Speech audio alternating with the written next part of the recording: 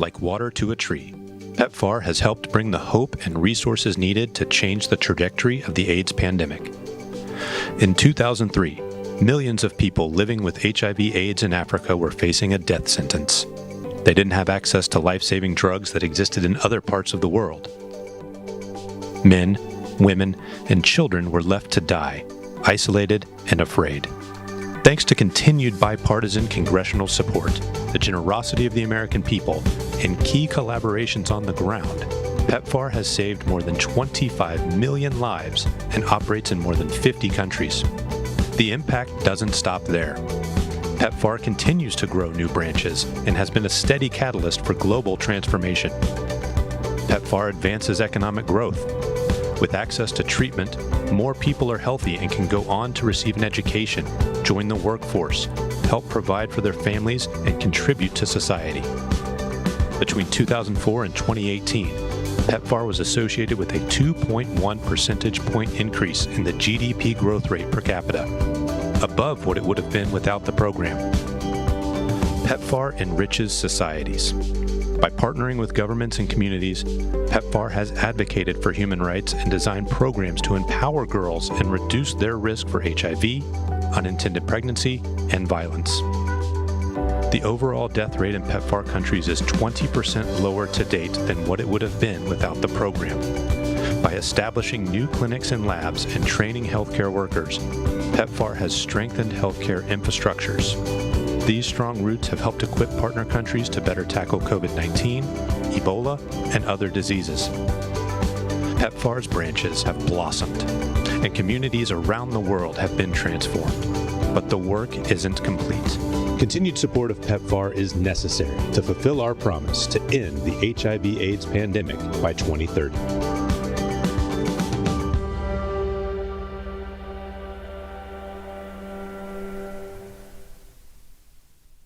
Ladies and gentlemen, please welcome Mrs. Laura Bush.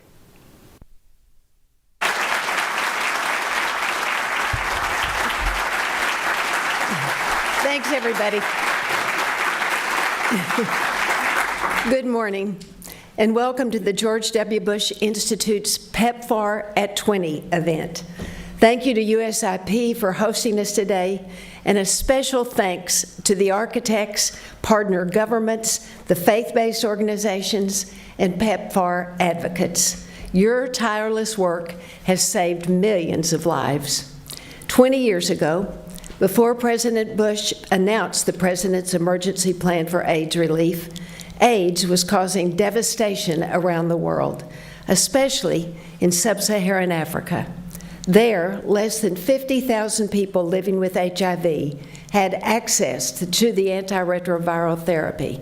The toll in affected countries was staggering, leading to a strain on families, on the workforce, and on entire economies. Barbara, Jenna, and I visited Africa soon after the launch of PEPFAR. We met mothers in despair, and we held tiny babies that were sick and dying from AIDS. As time went on, and with each trip George and I made to Africa, we saw a peaceful optimism emerge. Treatments were reaching the people who needed them. Families were celebrating a second chance at life. Teachers, farmers, business owners, and civil servants who were once sick were able to return to work and support their families again. Children who'd been orphaned by AIDS were being cared for. Communities were energized. We've come to know this powerful movement as the Lazarus Effect. Today, thanks to the compassion and generosity of the American people, the U.S. Congress, and so many others, PEPFAR has saved an estimated 25 million lives. Although PEPFAR's mandate is the prevention, care, and treatment of HIV, its effect has gone well beyond this. PEPFAR has strengthened health systems, it's emboldened democracies, it's supported economic growth, and it has advanced progress on human rights. After George and I returned to Texas from Washington, we learned that women living with HIV were 6 times more likely to develop cervical cancer than women without HIV. It broke our hearts to know that because of access to treatment, women were now living with HIV, but were dying from a preventable disease. So the Bush Institute formed Go Further, a partnership with PEPFAR, UNAIDS, and others to screen women in Africa for cervical cancer. Go Further provides treatment for pre-cancerous cervical lesions before they threaten women's lives. Through Go Further, more than 4.5 million women have had their first screen for cervical cancer, and over 217,000 pre-cancerous lesions have been treated. As Americans, we believe that every life in every land has value and dignity. And around the world, PEPFAR represents the very best of America. But the work is not done. PEPFAR will remain critical in the global effort to end AIDS as a public health threat. And through the Bush Institute, we'll support PEPFAR Go Further and their partners to ensure that the next generation can live full and hopeful lives. When Tatu Musaji became pregnant, she went to a prenatal clinic in Tanzania and discovered that she was HIV positive. Tatu enrolled in a prevention of mother-to-child transmission program, and she delivered a healthy baby girl she named Faith. After Faith was born, Tatu became a nurse. Every day she counsels HIV-positive women. She encourages them to participate in the mother-to-child transmission program, and she helps screen these women for cervical cancer. I first met Tatu's daughter, Faith, in 2008, when she joined us for Georgia's State of the Union address. She was 2 years old. She's sweetly sitting in her mother's lap, and she was HIV-free. Today, Faith is a healthy, ambitious high schooler who uses her voice to continue the fight against HIV, and I'm very proud of her. Tatu and Faith represent the promise of the next generation. They're an example of the hope and opportunity that PEPFAR has provided to millions, and I'm thrilled that they've joined us here today as we celebrate 20 years of PEPFAR. So please join me in welcoming Tatu and Faith to the stage.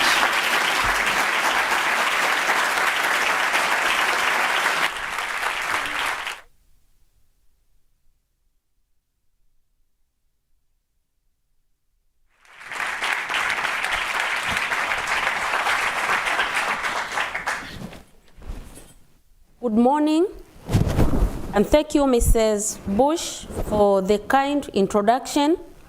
My name is Tatu Msangi, and this is my daughter, Faith. Both my daughter and I are ambassador for the Elizabeth Glazier Pediatric AIDS Foundation, an organization which since 1988 has advocated for children, youth, and families impacted by HIV and AIDS around the world. In 2004, I learned I was living with HIV during a routine antenatal clinic visit, a clinic near my home in Moshi, Tanzania. While I was shocked to learn of my own HIV status, I was more concerned about the health of my baby. You see, back then, I, like so many others, believed having HIV was a death sentence and that I would inevitably pass the virus to my child. But after speaking with the counselor at the clinic, I learned that there was a step I could take to reduce the likelihood of transmission HIV to my newborn. They told me that by taking medicine every day exactly as prescribed and ensuring my baby took medicine right after her delivery, I had a great chance of giving birth to a HIV-free child. This gave me hope. I was determined to not only prioritize my own health, but that of my unborn child as well. During this time, I I also found community with other women who were navigating the joys of pregnancy and motherhood while fighting the challenge of HIV stigma and shame. I soon realized that I wanted to pursue a career in public health where I could help other women like myself overcome their feelings of stigma and stay adhered to their treatment regimen. Today, nearly 17 years later, my daughter Faith stands alongside me as a representative of over 5.5 million babies born HIV-free as a result of 20 years of PEPFAR program.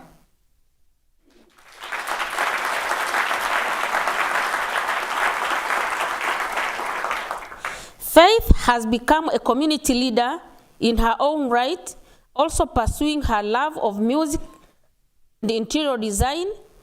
Not only that, I am taking course to finish my master's in public health with the goal of serving my community by providing essential services to pregnant mothers as registered nurse at the same clinic where I received my antenatal services.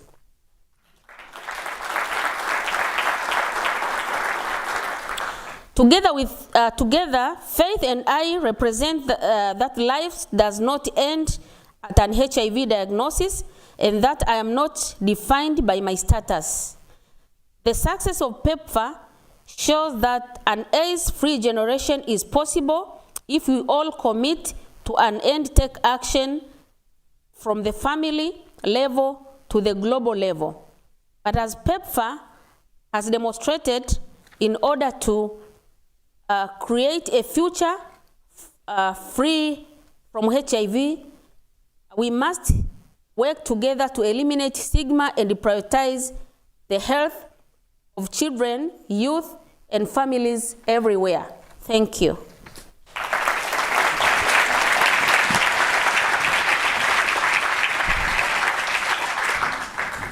Hello everyone. When I was just 10 years old, my mother told me that she was living with HIV/AIDS. At first, I asked if I was too HIV positive. She then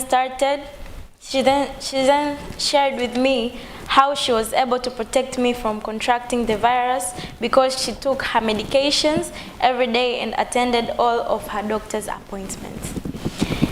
Even as a young child, I knew people had negative thoughts about HIV. I told her that HIV status did not make me love her any less.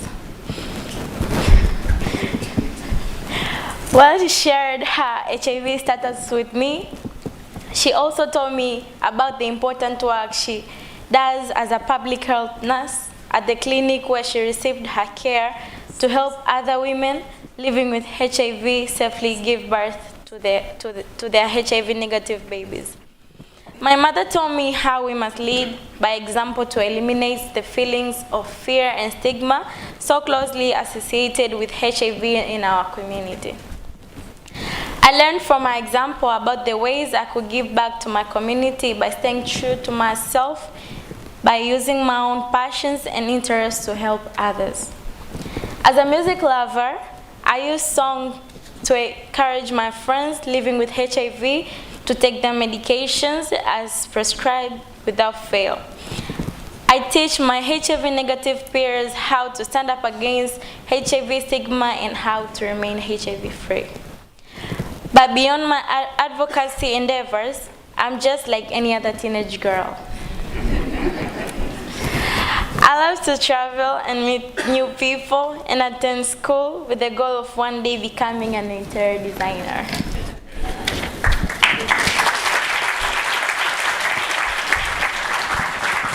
I am interested in environmental issues and how we can creatively address issues such as climate change through design. And while my hopes for the future exist beyond HIV, the importance of this moment in history is not long lost on me. Because PEPFAR, over 25 million lives, including my own, have been saved from HIV and AIDS in the past 20 years. And most importantly, we are much closer to the fulfillment of the promise that an HIV/AIDS-free generation will one day be achieved. Thank you.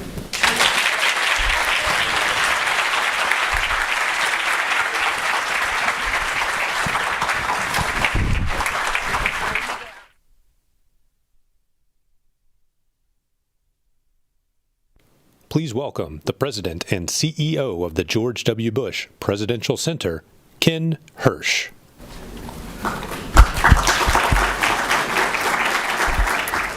Freedom, opportunity, accountability, and compassion. These are the foundational values that form the basis of the public service of President and Mrs. Bush. And these are the values that form the basis of everything we do at the Bush Center as we execute our mission of combining policy solutions and public engagement to ensure opportunity for all, strengthen democracy, and advance free societies. We combine ideas and action to improve the lives of people at home and around the world.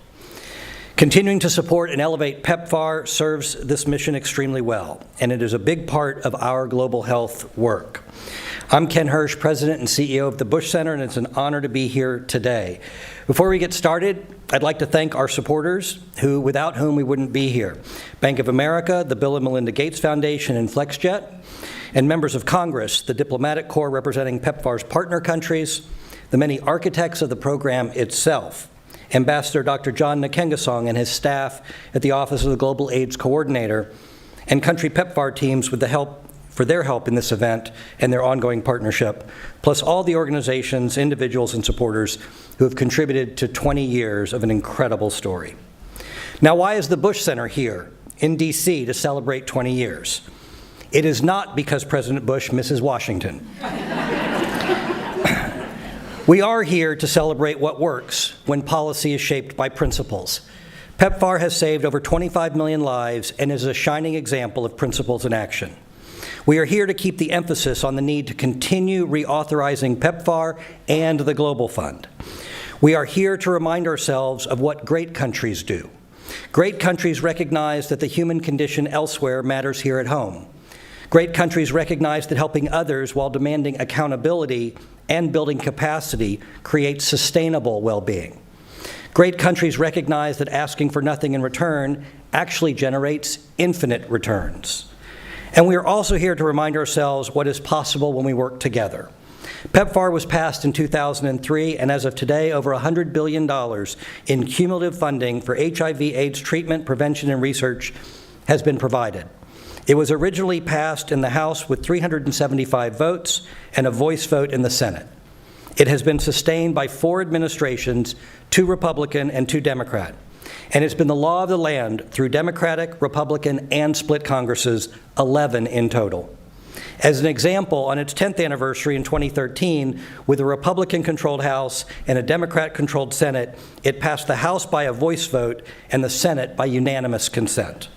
It's been reauthorized 3 times, and we call on Congress to reauthorize it for a 4th this year.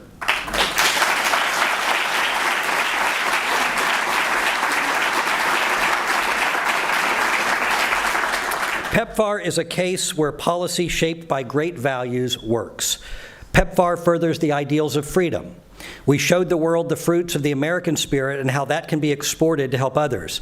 Our brand of democratic capitalism produces enough benefits that we have room to share.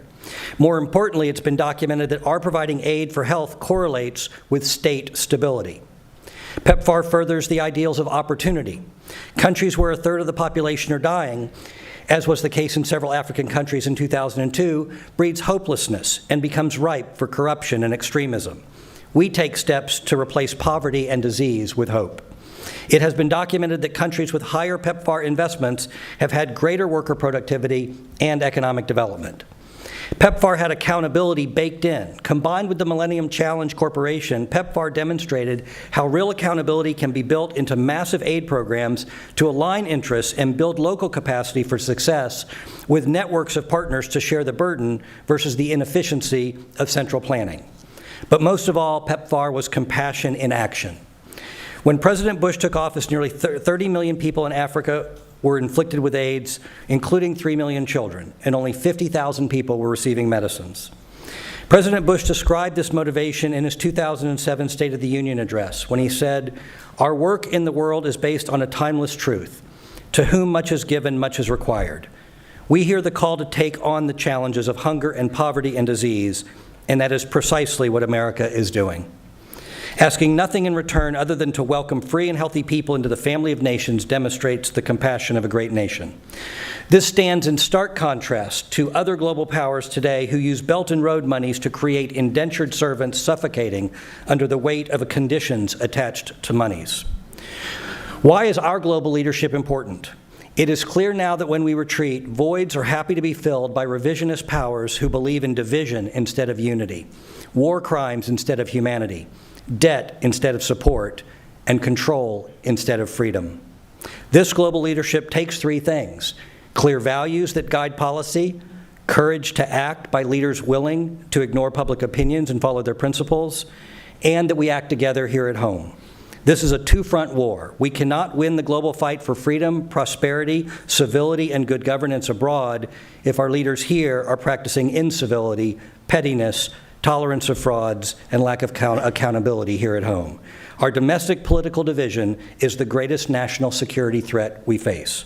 President Bush made that challenge personal in his first inaugural when he said, quote, "We must live up to the calling we share. Civility is not a tactic or a sentiment. It is the determined choice of trust over cynicism, of community over chaos." PEPFAR has all the ingredients for success, which is why we are here today, to remind ourselves that we have the capacity to be great and that causes that are worth tackling are successes worth celebrating. On behalf of the Bush Center, our incredible team, and our great sponsors, and the entire PEPFAR community, it is now my pleasure to introduce our first panel, who really needs no introduction. It's an honor to pass the stage to the former President of the United Republic of Tanzania, President Kikwete, Secretary Condoleezza Rice, and the 43rd President of the United States. Thank you.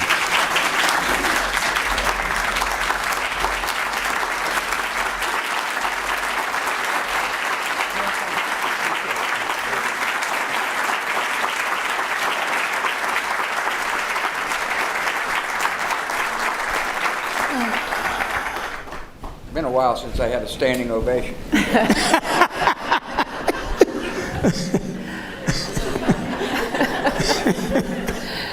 Well, first of all, thank you very much for joining us for this terrific celebration, 20 years.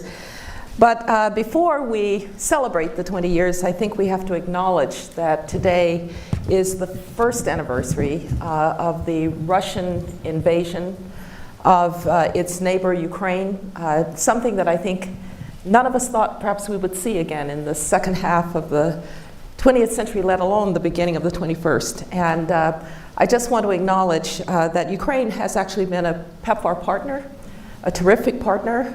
It shows that democracies can work together, and the Ukrainian people will win this fight because they are fighting for the values that all of us espouse: freedom and liberty and the right for a good life. And so I know, Mr. President, you want to acknowledge those who are with us in the audience. So Yeah, I do. Yeah, first, now you started with Ukraine. Why don't we recognize the ambassador from Ukraine to the United States? Oh, there she is. Yeah.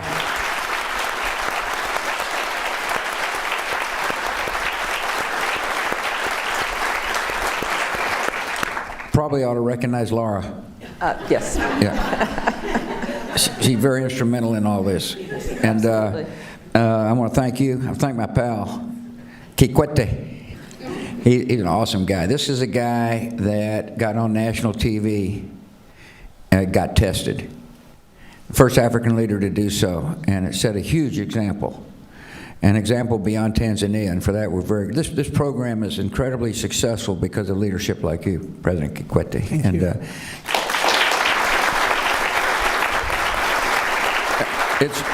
It's also successful because we had great support in Congress, and I don't know if you say former speaker. They don't call me former president; they say President Bush. So we go. Speaker Pelosi is here. Madam Speaker, thank you. Yeah. Damn, okay.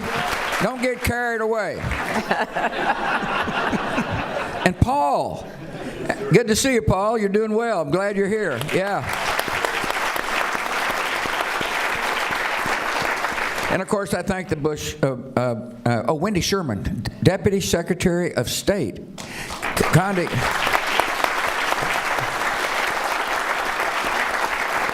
I said, I better recognize the Deputy Secretary of State. She said, no, only recognize the Secretary of State. But no, it's the other way around. Not true. Right, Not true. Yeah. Anyway, I want to thank the Bush Center people, Hirsch and Kramer. And I'm here because I don't really come to Washington often, President. But I'm here to remind people that American taxpayers' money is making a huge difference, a measurable difference in saving lives. 25 million people. Yet most people in America have no clue what we're talking about.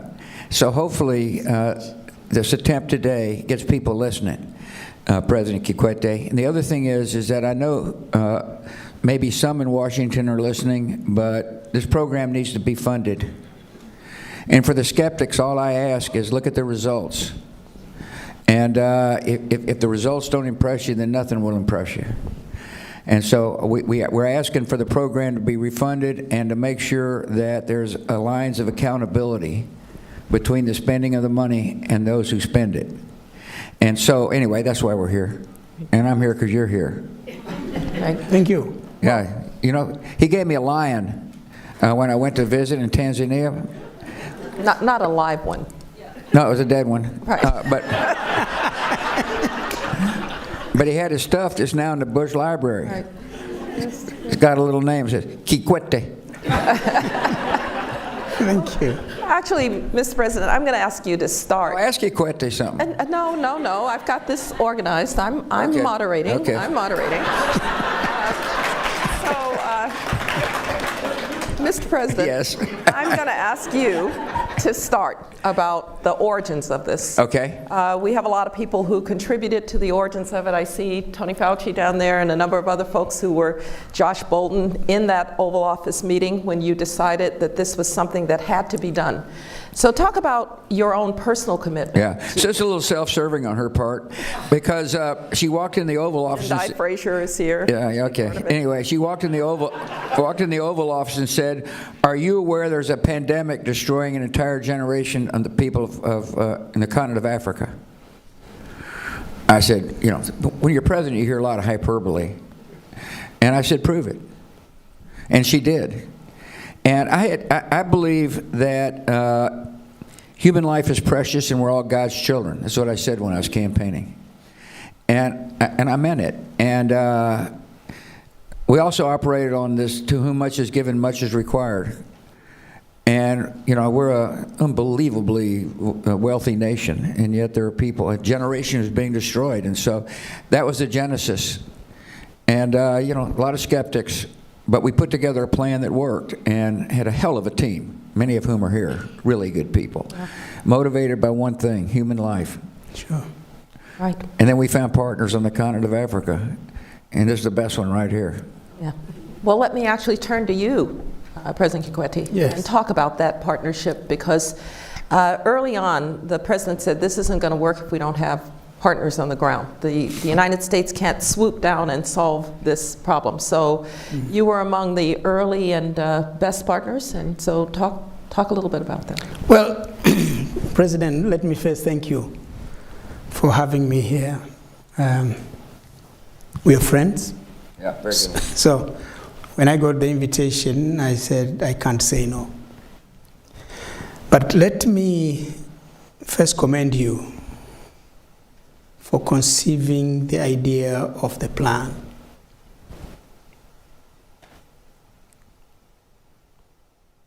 The problem with HIV, AIDS has been a big problem. People are losing life. And prior to PEPFAR, a diagnosis of HIV positive was like a death sentence. Because you're just telling somebody that you are going to die. The question is when But when PEPFAR came and started becoming operational, it is no longer the case. It was particularly when the antiretroviral treatment was made available. So Tanzania had partnership with PEPFAR since 2003. Right. So as we celebrate 20 years here today, we are also celebrating 20 years of partnership. I became president in 2005, 2 years later. During the campaigns, I promised that I'm going to tend to intensify the fight against HIV/AIDS. Of course, when I began with the normal advocacy, the ABCs: abstain, be faithful, use protection. It was not good enough. So it came to my mind that I think let's do something big. Let's launch a nationwide campaign for testing. I think if we have everybody tested and everybody knowing his or her status, those who are HIV positive will know how to behave, and those who are HIV negative, but they have been a bit notorious, they know now they have to behave better. But my challenge has been, how do I get the test kits? So I called the US ambassador to State House. It was Michael Ritz, I think. I said, Ambassador, I have a plan to intensify the fight against HIV/AIDS. But this will only work if you say yes to my request. So what is the request? Test kits. He said, President, just do it. The United States government will be there to help you. So that's how we began. And this was December 2006. During the commemoration of the 1st of December 2006. And I planned for July. It gave ourselves 7 months to plan. I remember the 14th of July 2007, we launched this major campaign at a big square in Dar es Salaam. And I said, people are afraid of testing. So the best thing is for my wife and I to lead by example. And we should not do it under the tent where nobody sees it. We'll be under the tent, but let's have television cameras beaming, blood being drawn, being taken to the labs. Of course, my veins were easy, but my wife had some problem. They pre-course several times before they could get the. I was very sorry for her. But we said that's the price of leadership.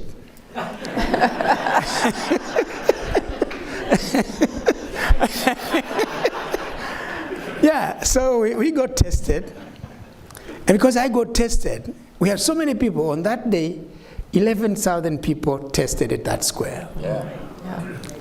And that was to be the beginning of making testing something normal. A habit then began to be built. I'm told up to now the voluntary testing, I think, is going beyond 20 million. They are going to us 30 million in the country. But the advantage we had is that one, it cleared the fear of testing because the president and his wife have tested. But it also helped with stigma. Yeah. Mm-hmm. Because people fear to go tested and then given a positive test. And then after that, society stigmatizes them. And then after that, we came up with, and then it gave people the courage to declare their status. So it somehow helped with that. But but when I was campaigning, because the 6 months I had to campaign vigorously, people have been asking me questions. If I test positive, what happens? Because that's like going to a court of law and death by hanging. Yes? And I said, don't worry. Antiretroviral treatment is there. So it is PEPFAR that gave me the audacity to launch this campaign. And, well, it has helped. At the time I was president, prevalence was 7%. By the time I left 2015, it was 5.1. And it is much lower now. That's great. So you can see how through ARVs, many lives have been saved. But through ARVs again, when with building the capacity for viral load testing, many people have been prevented from being infected. Those who have tested positive will become careful, and those who have become positive, but also the viral load, because I think there's a certain threshold. When the viral load gets to that threshold, even if the guy is negligent, he will not be able to infect anybody else with the virus.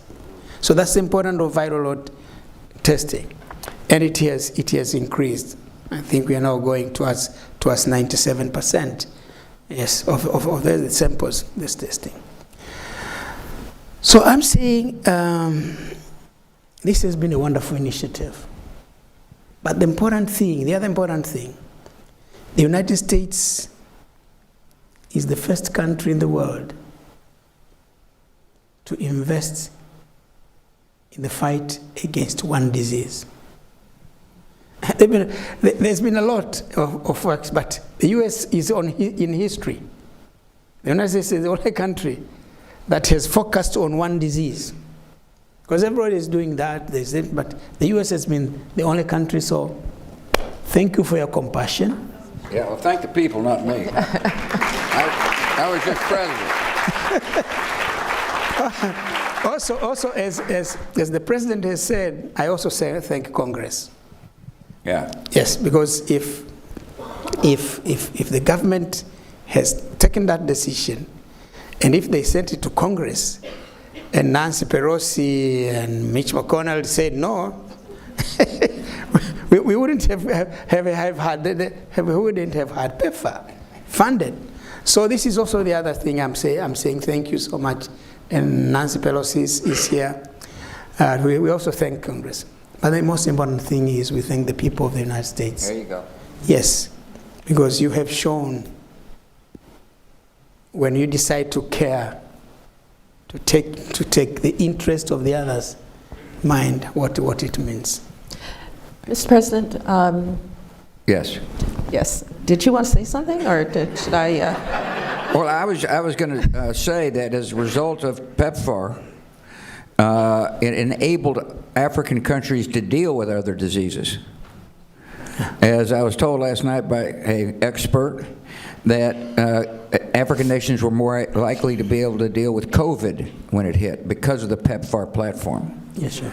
And when the great contribution, not only saving lives, but leaving behind a healthcare structure that had not existed prior to 2003. Anyway, go ahead. No, well, Mr. President, I was actually going to ask you about some of the success factors, because the compassion of the American people, I think, is really endless, but they want to see results. That's it. And the way that this was set up, first of all, not bureaucratically, it was set up in a way that the leadership, and I see people like Mark Dybel out there and Debbie Burks, the leadership was able to really act quickly, to work directly with the Congress, and it was successful because it didn't get caught up in a lot of the bureaucracy. So can you talk a little bit about that? Well, there needs to be an AIDS coordinator in the State Department that reports to the Secretary of State, for starters. And that way, not to be doing your business, Wendy, but that way people can be held to account. One of the real problems you got sometimes in Washington is authority and responsibility are not properly aligned, and therefore no one is to blame if something fails. And this program was set up where, when it didn't work, we could call Dieball in and say, "What the hell is going on, man? Fix it." And we had clear goals. Oftentimes, there's too many goals. Our goal was to save lives from AIDS, and they were measurable. Deb Burks did a hell of a job of setting up fact-finding, you know, so we knew exactly what was where. She can wear you out on all that, by the way. And and so the structure matters, I think is what Condi's saying. You can't hold people to account unless you align authority and responsibilities, which we did. And I think your point is we hope we keep it that way in order to be successful. I mean, this is a program, you know, a lot of people had a lot of skepticism about government programs. You can't have skepticism about this one. It measurable results. And, 25 million people live who would have died. It's extraordinary. And is that in our national interest? Absolutely. We're a great nation and a moral nation. It's our national security interests as well. So I'll never forget traveling to the continent of Africa and meeting with orphans. As a result of the pandemic, there were a lot of orphans. And had the rich nations turned their back on the orphans, there's another group that would have showed up called Al-Qaeda. They were very active in East Africa. Remember those guys? Yeah. And they just said, "Look, Americans don't care about you, but we do. Join our family." And then all of a sudden we'd be dealing with a revived terrorist network that had destroyed people in your country and in Kenya prior to that. And they were very active. And thankfully, you were also tough on terror. You're tough on AIDS and tough on terror. Glad you weren't tough on me. It was duty. Anyway, good leading question. Right. And I'd like to ask President Kikwete another question also about how we succeeded. And a lot of that was your leadership in your country, but it was also enlisting other African leaders to lead. And I said to President Kikwete, we were fortunate that we had a particularly good set of African leaders at the time, people who cared about their countries, people who cared about their people, and people who were effective in their leadership. Can you talk a little bit about the discussions and conversations among African leaders about the AIDS pandemic and how to deal with it during that time? Of course, as you rightly said, leadership makes a huge difference. If the leadership is not responsive enough, if the leadership doesn't put in place the right policies, the leadership doesn't put in place the institutions to implement those policies, the structures, things won't work. And of course, well, fortunately there are many good leaders in Africa, except there are exceptions there definitely. And I think this is what has really helped. Because we share experiences. How have you done it? How have they done it?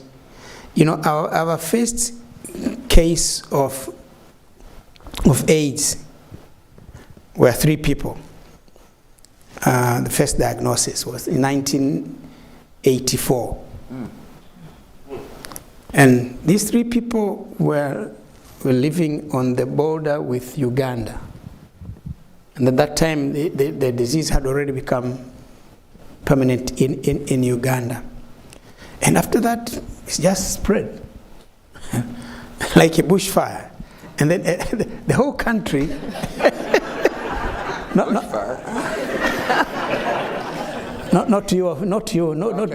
that bush. Yes. In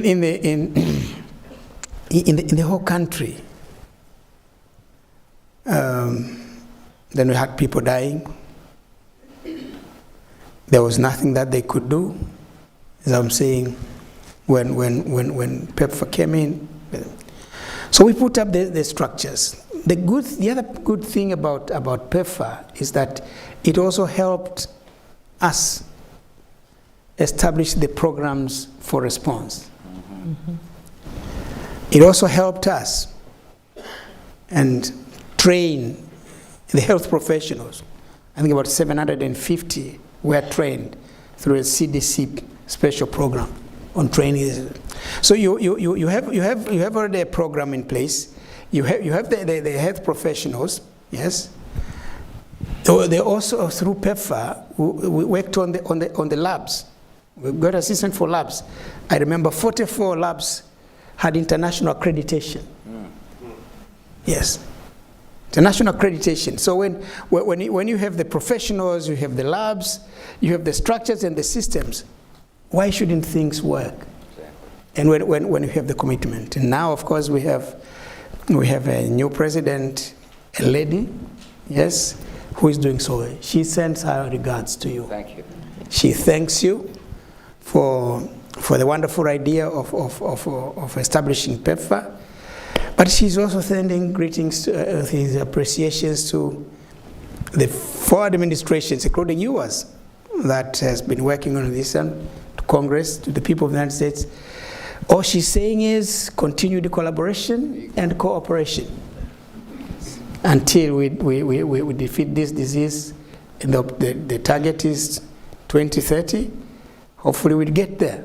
And if we are all determined, we'll get there. Because if infection rate was 85% in 2010 when I was president, it is now 46%.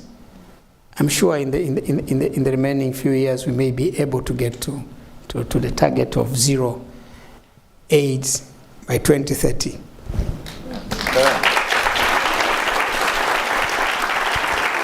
Yeah, well, we're at the Institute of Peace. And if you're interested in peace, health equity is a foundation for peace. It's hard to have peace. It's hard to have peace in a society in which a disease is ravaging the villages and the people. And so another reason to support PEPFAR is it yields peace, or the foundation of peace. So we thank the Institute of Peace for having us. That's right. Yeah, first time I've ever been in here. I don't think so. No, I was here for the dedication, I know, but I've never been in this long. How quickly we forget. But let's talk a little bit more about the point that you just made, because we're here to celebrate PEPFAR, but I think it also transformed in many ways the relationship between the United States and Africa. Yeah. It's something that I have to give credit to successive administrations for continuing to work in this way. It shows that America can sustain when you have a change in the White House, when you have changes in the Congress. It shows that we can sustain something like this. But Mr. President, you also did a lot around foreign assistance for Africa, girls' education in Africa. I know that President Kikwete is very involved in an international effort now on girls' education. The work that we did with the First Lady on women and women's health in Africa. So PEPFAR really, I think, stimulated a larger framework for peace and well-being in Africa. So I'd like each of you to perhaps say a word about that, and then we'll turn momentarily to the future. Millennium Challenge account? Weren't you a recipient of that? Yes. Yeah, a big one. I think we got the way. largest. Thank you. Yes, the largest one. Yes. Well, you had to earn it. We just weren't going to dump it on you. You had to have like non-corrupt government. You had to focus on educating women, and we had criterion, and you made it grandly. No, one of the things that I learned was the enormous potential on the continent of Africa. Very smart people, if given a chance to thrive. Hardworking people, if given a chance to make a living. And so PEPFAR is really a part of something larger, and that is a relationship between a very important part of the world in the United States. And, hopefully, it's a framework that other presidents can use and other secretaries of state can use. And, but yeah, it was an awesome experience traveling to Africa with you. Yeah, I'll never forget being in Uganda and a group of AIDS orphans singing "God Bless America." Yeah, I don't think there was a dry eye in the place. Yeah. So my problem was, Mr. President, I get carried away by good music, and I got YouTube dancing with African women, and my daughters were humiliated. They questioned my moves. they did, with good reason.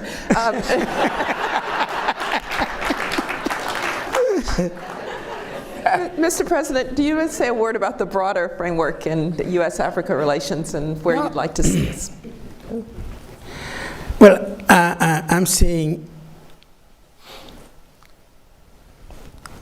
PEPFAR, Millennium Challenge, PMI have been major instruments of U.S. foreign policy. They've been touching the life of the people. Take for example, Millennium Challenge. When we were discussing Millennium Challenge, and that may be beyond my abilities at the moment. Oops. It's all right, Carol. You've done a lot of good work for PEPFAR. For a minute, I thought I was hearing voices. No, it's okay. But it is within my ability. Yeah, because the beauty of Millennium Challenge is you, as a country, you decide where your interests are. And then we sit down with the team. We set up a team in the country at the Ministry of Finance that is working, because I'm the one who took the leadership. But we chose, because I remember when we said, just choose, then I deliberately, for which I want to thank you, chose those roads where the other donors were not ready to assist. I remember in one of the roads, I don't want to mention the country, I went spoke about it, says, this is a road from nowhere to nowhere. I said, done fine. But when we listed this in our cooperation with MCC said, that's fine. So we were able to do that road. Because you just gave us the liberty to choose. Of course, we had benchmarks to fulfill on democracy, on human rights, and so on, which during my time were not big issues. No, they are not big issues. So this is the beauty of MCC. So we put in the roads, and we got the roads. We put in the submarine cable from mainland Tanzania to Zanzibar. We started rural electrification, water projects for urban areas. This is us saying, and the United States says, fine, if this is what you want, fine, you have it. Then, of course, take the case of PMI. Yeah. Malaria. Malaria, yeah. Yeah. President Malaria Initiative. You know, we are able, because malaria is the #1 killer disease. It still is. And AIDS was competing with malaria. Mm-hmm. Which one would be #1? But then we are able to with PEPFAR, we are able to deal with malaria, to be able to deal with AIDS. And PMI, we are able to deal with AIDS, with malaria. I was telling Mark, outside there, these days, many of the beds that used to have malaria patients are empty beds now. And thanks to the major contribution that PMI has done. So you have AIDS saving lives, and PMI saving lives. You did a terrific job, my friend. Yes. Thank you. Also, the other is the efforts that have been made on mother-to-child transmission. That young girl from Tanzania here, when President Bush visited us, we went to a clinic. She was still tiny. Yeah.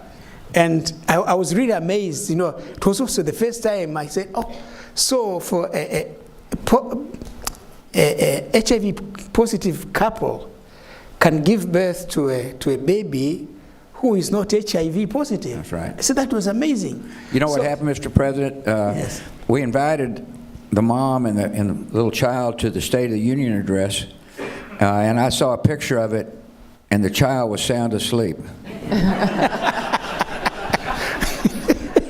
At least now she's awake. Yeah, well, yeah. Mr. President, you shouldn't tempt people with a line like that, but I'm going to actually, as we're wrapping up here, President Kikwete just said something I think is very important, which is that Africa was not an object of American policy in PEPFAR or a Millennium Challenger, and it was a partner. Right. And in many ways trusting the leadership, good leadership in Africa to do the right things for its people. But I now want you to talk about American leadership, because there are a lot of people in our country who think that we should mind our own business. Yeah. A lot of people who think we've got too hard of problems in the United States. That's wrong. Do you want to make an appeal? Well, I think we're a big enough nation to do more than one thing. And to continue the fight against AIDS on the continent of Africa and to support the Ukrainian freedom fighters is not going to strain our capacity to help our own citizens. I don't understand why there's any resistance to a program like PEPFAR unless we've lost our compassion. And I don't think we have. I think this country is a compassionate country that cares deeply about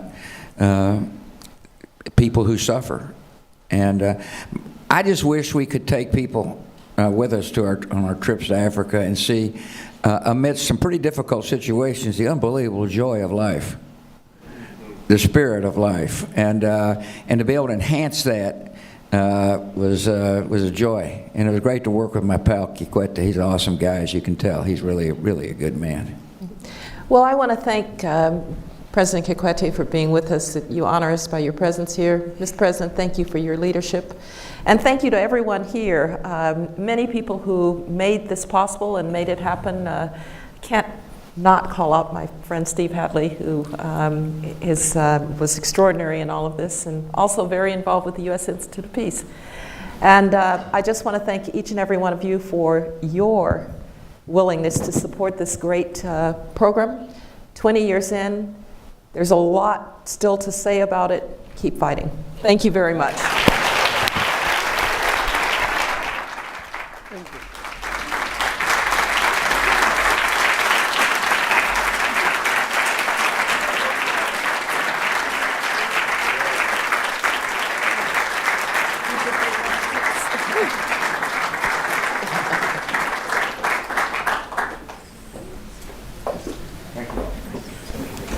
Please welcome the Executive Director of the George W. Bush Institute, David Kramer.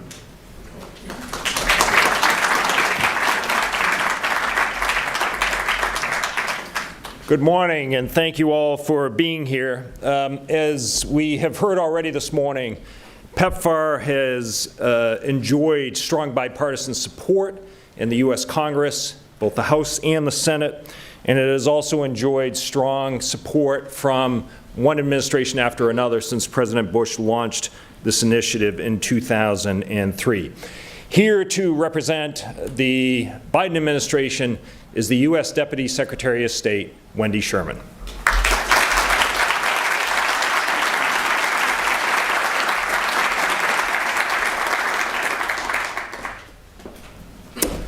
What a great honor to be here this morning, and I want to start where Secretary Rice and President Bush began. Over a little over a year ago, Madam Ambassador, I wore this blue and gold to an extraordinary NATO meeting where 30 countries spoke in solidarity and support of Ukraine. And then just a few short weeks after, in spite of all the efforts for peace and diplomacy, your country was invaded. And today we mark that 1 year. And what we're really discussing here with PEPFAR is the solidarity of the American people with the world. And so it is a theme that we are carrying forward. As President Bush just said, we can do PEPFAR, we can do PMI, we can do many things in the world, and we can support Ukraine. Thank you.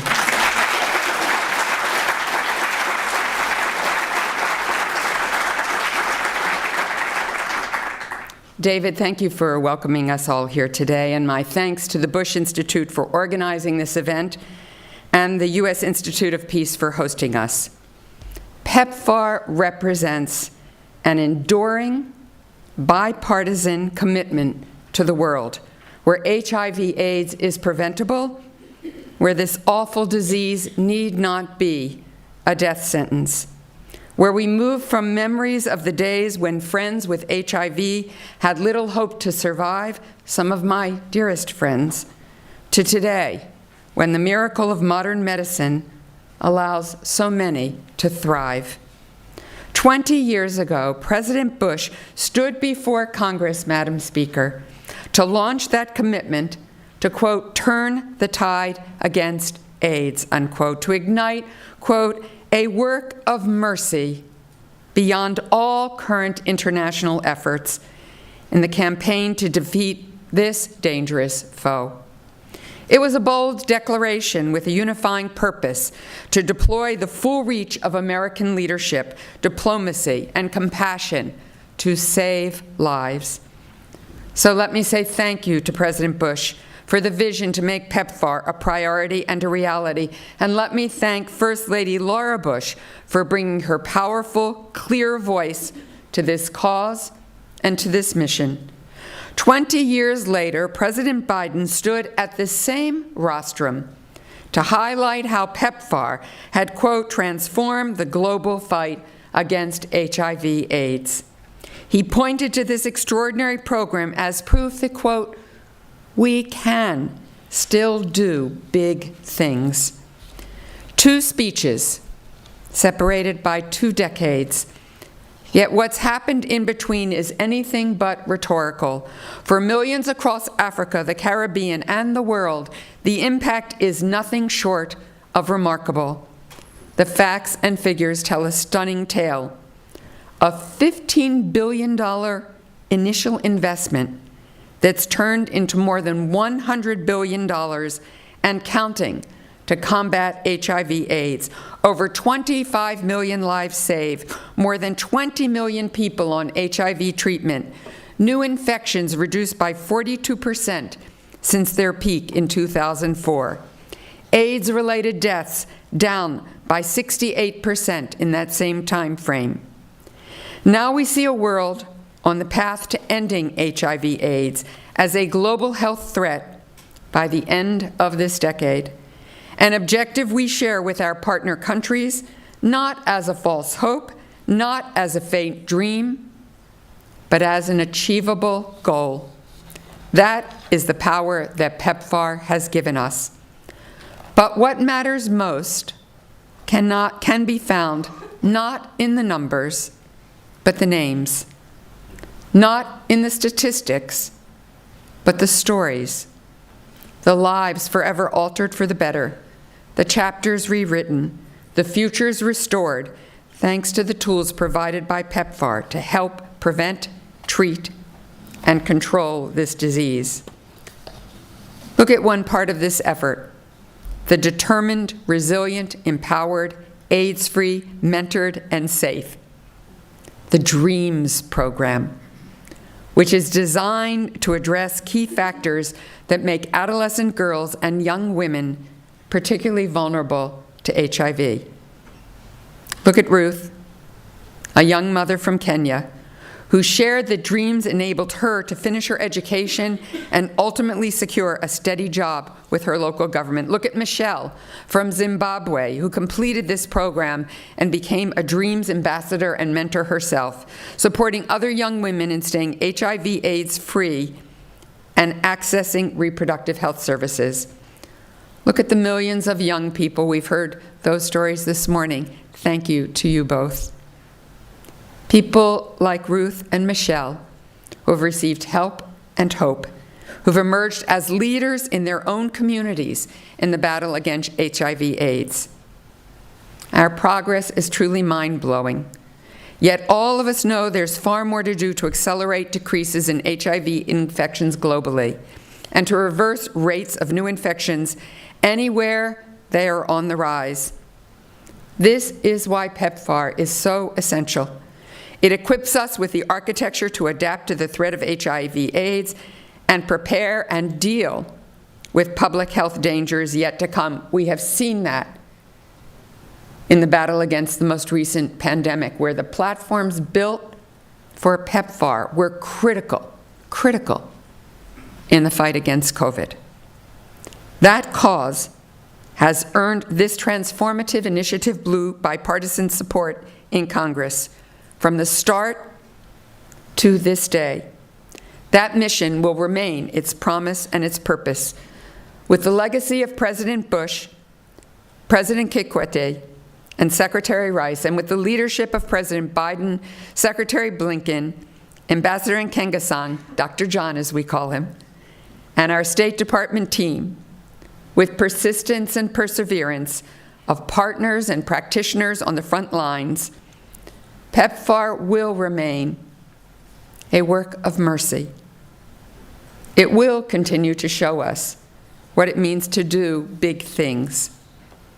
It will stand tall as a light of compassion, care, and collaboration worldwide, and it will keep arming us with the tools and the wherewithal to fulfill our most basic human commitment to preserve health and to save lives. So thank you all.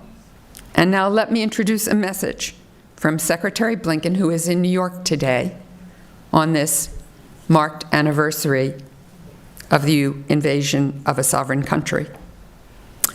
Let's hear from Secretary Blinken about PEPFAR's place as a priority for our State Department, as a cornerstone for our diplomacy today, and as a foundation for our leadership in the future. Good morning, everybody. What a pleasure to be joining you all virtually to commemorate the 20th anniversary of one of the United States' most transformational foreign assistance programs ever, the President's Emergency Plan for AIDS Relief. We wouldn't be here without the contributions of so many in the audience and those joining virtually. That begins, first and foremost, with President Bush.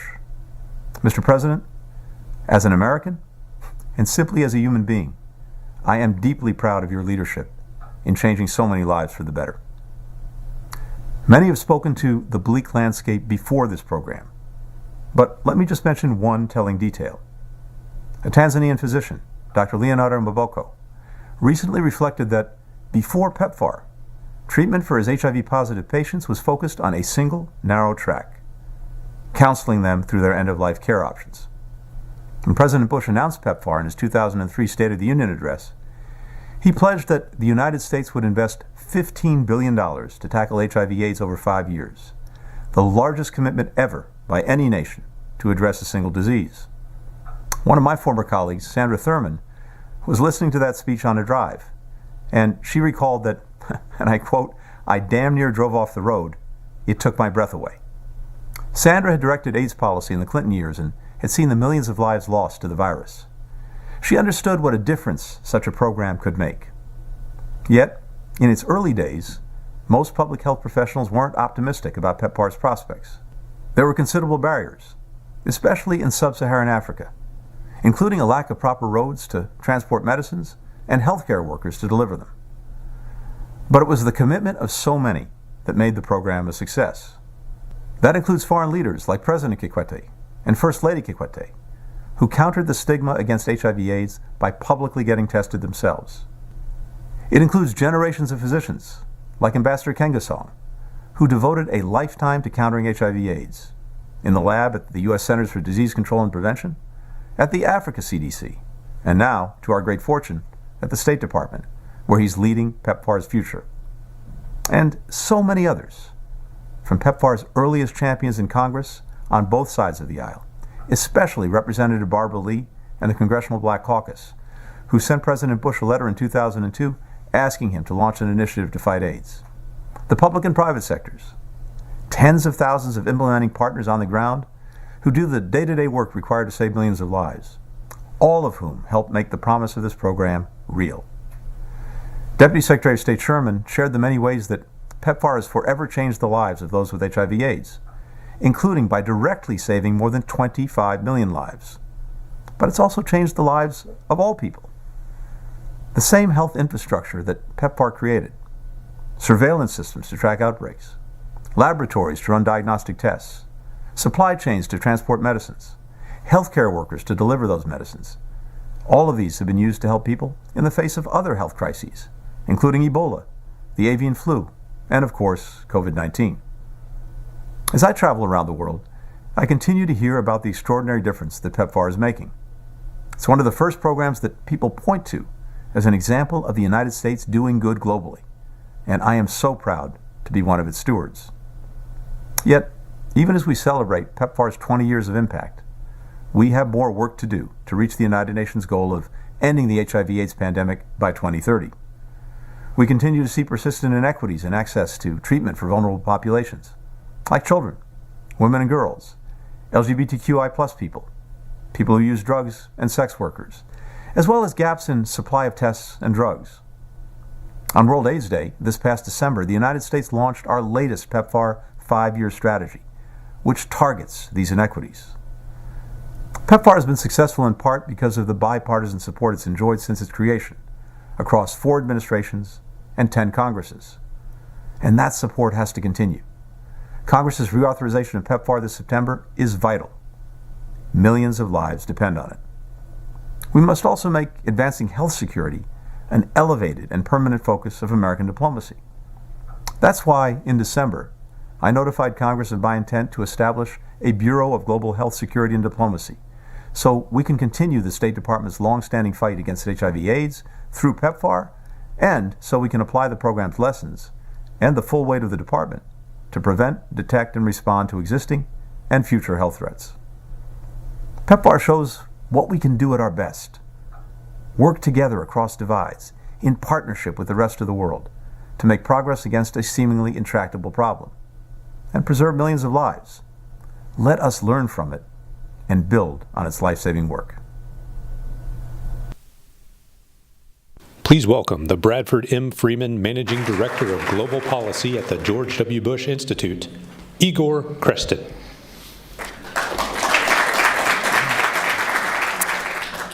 Exactly 1 year ago, the world watched in shock and horror as Russia launched its brutal, full-scale invasion of Ukraine. As President Bush stated on that day, Russia's attack on Ukraine constitutes the gravest security crisis on the European continent since World War II. The American government and people must stand in solidarity with Ukraine and the Ukrainian people as they seek freedom and the right to choose their own future. From darkness of that day, there emerged light. Ukraine has fought back bravely and resolutely. The United States of America has stood by and continues to stand with Ukraine and the Ukrainian people by providing robust military and economic assistance, including the vital support through PEPFAR. We must help Ukraine win this war. It is not only moral and right, it is in our core national security interest to do so. So this morning, it's my distinct honor to welcome Ambassador Oksana Markarova, Ukraine's ambassador to the United States. Ambassador Markarova arrived in Washington in April 2001 and worked tirelessly to rally support for Ukraine and its people during these difficult times. Madam Ambassador, welcome, and the floor is yours.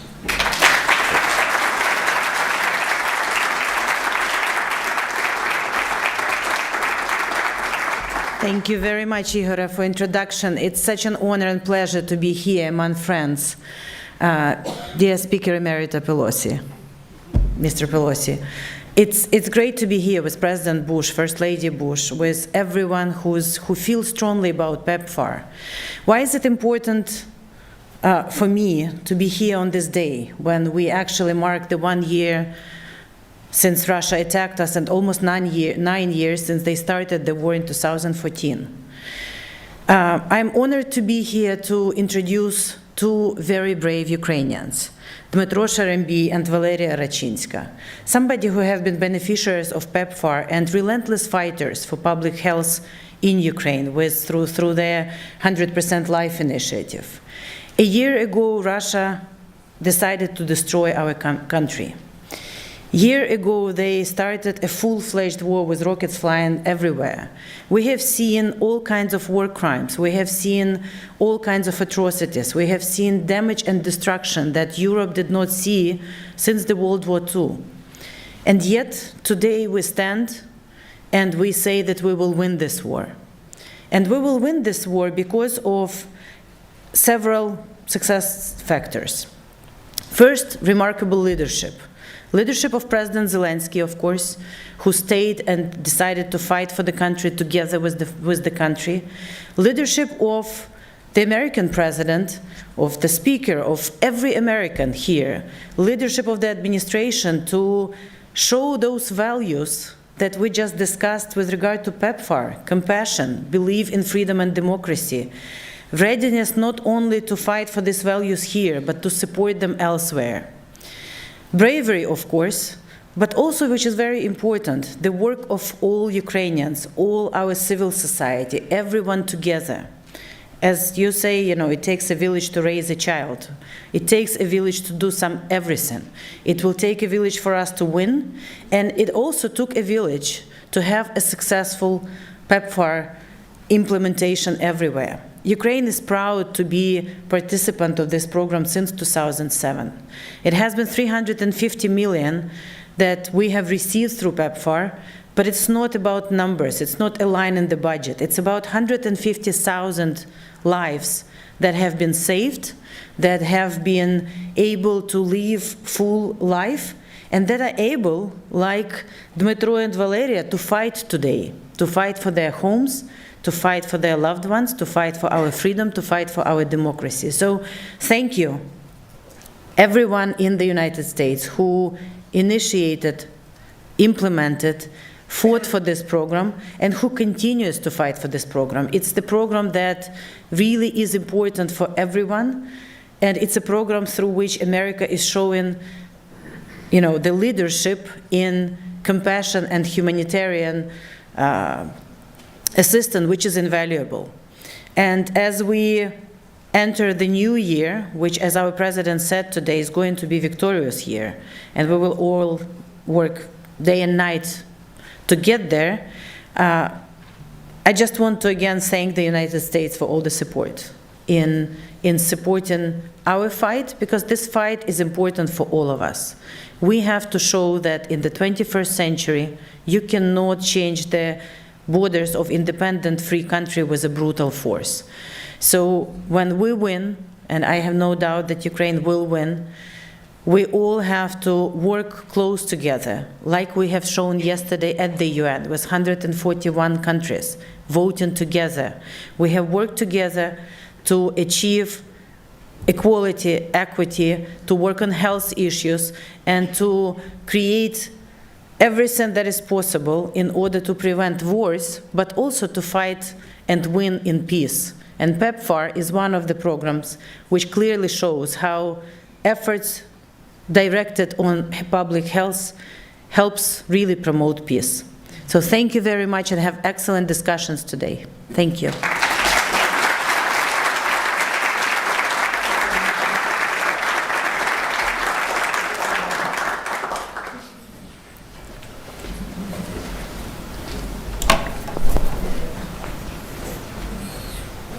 I'm so sorry, but I very need your support now, because I first in my life speak English.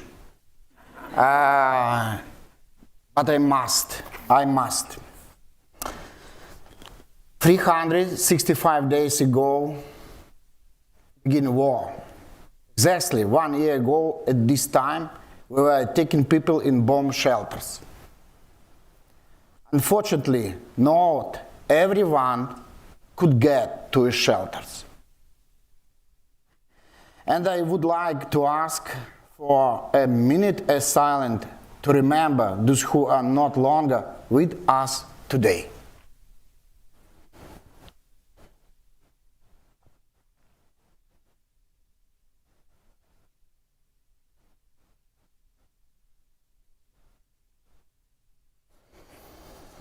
365 days of war, of courage, sacrifice, organization, cohesion, and strength. We people of communities. We are not professional military. In our schools, we are not taught the art of war or skills of surviving and the shelling of saving people from combat zones. All of that was taught to us by the war, but more important, by our love to our close people and family. The moment when everything that is so dear to us got under threat, the world has changed. And to save what is important to us, we want transform it, encourage, aspiration, and determination. Love is the most important weapon on earth. It gave us strength to survive a difficult year. In the last 365 days, we managed to feed and save about 1 million people. We keep helping about 250,000 people every day. We open shelters to help people relocate. We build to chain of life to evacuate people from combat zones. We moved people from occupied cities and towns. We delivered food and medicine to them. We took care of the elderly and children. PEPFAR program has been operating in Ukraine for 10 years. Thanks to this program, we did a lot even before the war has started. I'm very glad that these wonderful people are not part of our history. Now, part of our history. Jim, Aaron Banks here in this room, our friend. Jessica Grigan, Vladimir Chura. I would like to thank everyone of this personally for being part of our team and our victory. The value of medical goods that Ukraine received last year through PEPFAR program is close to $11 million. PEPFAR program helped us save more than 120,000 people.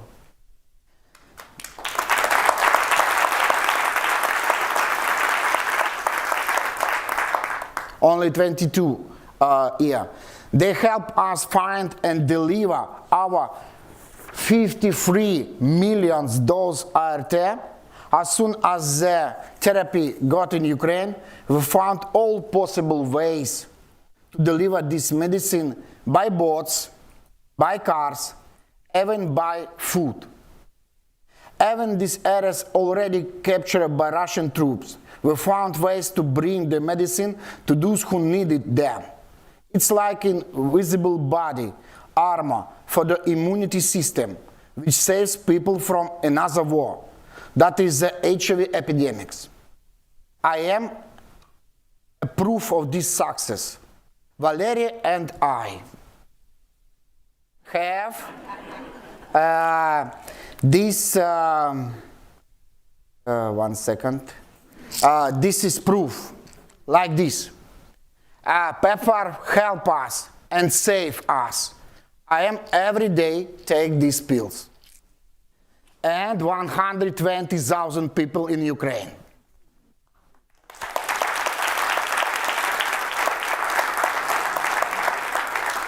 We are those indicators in your reports. Where the product you produce. The PEPFAR program saves lives, and we are the living evidence of the success.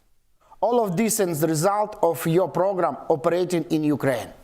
PEPFAR team has also helped us provide necessary political support for adopt of a new HIV law in times when it could hardly anticipated. So, what are plans for future? Maybe this year. First of all, win or the war. The war. Second, rebuild everything that has been destroyed. Houses, hospitals, schools, kind gardens in all cities and villages. And not simply rebuild, but rebuild better than it was before. It is also important to restore every person in their mind and hearts, their mental health, so that they could continue to live, believe in the future, and build that future. Our key goal is to make the happiness index measured as peace in Ukraine a #1 priority. All of this might sound impossible and extremely complicated. Sorry, yes, I agree. But 365 days ago, nobody involved could believe that Ukrainians would survive and prevail and beat the world's second largest army. However, this miracle has happened, and all our other ambition plans will also follow these scenarios. But this one important detail: it would not have been possible without you. Here's an example for you. You receive many application forms, different countries. They include plans, indicators, risk assessment. But it is the first time ever that there is an organization and country where people are ready to die for the result. This is the most valuable example that they have ever had in your history. Our victory belongs to the world and will change the course of history. Those who invest in miracle are all participating in it. You are investing in victory, and we are the living evidence of your efficiency. Thank you so much for this.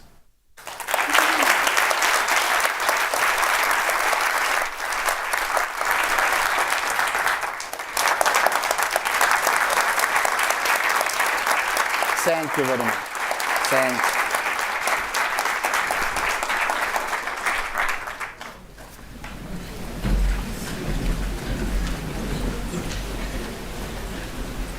Please welcome the head of Global Public Policy and President, Greater Washington, D.C. for Bank of America, Larry Derrida. Thank you. I've had a lot of really tough assignments, but following that is probably right up on the list. But can we just have another round of applause for that, please?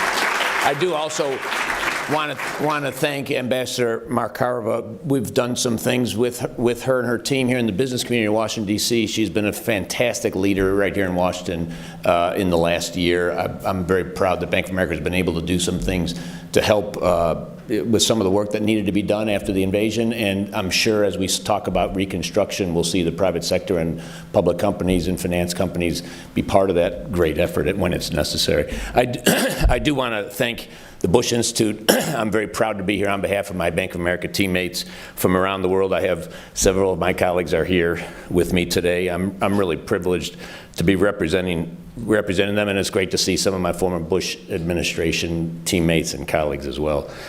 There's obviously an incredible number of exceptional leaders in this room that have committed so much time to ending the global threat of HIV and AIDS. And we're here in part because of two particular visions. One, President Bush, it's been referenced already in his 2003 State of the Union address 20 years ago last month. When he announced PEPFAR, he closed his remarks by reminding the world that America has always been ready to sacrifice for the liberty of strangers, which I found particularly compelling. And another vision that's brought us here today is, of course, Bono, the front man for U2, whom we all know. In his recent memoir, he wrote that the search for common ground starts with the search for higher ground. And I think those two visions coming together, it laid clear the work that so many in this room have committed their lives to for the last 20 years. Bank of America has been very proud to be part of that too. Our team, our customers, our investors, our partners, we've all done our part to help as well. We don't have a big presence in Africa. We do corporate finance there. We have a lot of business there, but we don't have a retail, we don't have people, consumer branches in Africa. But in the spirit of what President Bush said in his State of the Union, there's a big problem to solve, and America solves big problems very well. Bank of America wanted to be part of doing that. And we do it through our funding, of course, but also awareness. We have 1 in 2 American households as customers. Every year on World AIDS Day, at 18,000 ATMs, automatic teller machines around the country, every corner of the country, we remind customers what they can do themselves to support RED and the Global Fund. We've activated giving campaigns through our employees, 67 million US customers. In fact, since Bono first asked our CEO, Brian Moynihan, what can Bank of America do to be helpful, through 2025, our commitment has been, again, through our own giving as well as activation from our employees and customers, more than $35 million. It's a great example of how we operate, how we like to operate. Great service to our customers, be a great place to work for our teammates, deliver the strongest possible returns to our shareholders, of course, and address society's greatest challenges. And in fact, we actually believe that formula is what allows capitalism to help solve the world's greatest problems, including mother-to-child transmission of HIV. Our support, financial support, is a small percentage of the total $100 billion we've heard about that have been unlocked since President Bush initiated PEPFAR 20 years ago. But we're very proud of our support, the awareness we've been able to generate through our customers and through our employees, and all of the giving that we've been able to help unlock because of that. We're also very proud of our long-standing relationship with the Bush Institute. We were present at the creation, as they say, and we've extended our partnership several times since. So it's a great honor for me to be here today, representing my teammates who are with me, as well as the 200,000 who are not, starting with our CEO, who sends his greetings before I came over. And it's my pleasure now to introduce a message from Bono, the aforementioned Bono. With President Bush, he is a founder of our work today. And Bono's video will be followed by a conversation between Bill Gates, obviously a great leader in global health himself, and David Kramer, Executive Director of the Bush Institute. So thank you very much for having us here today.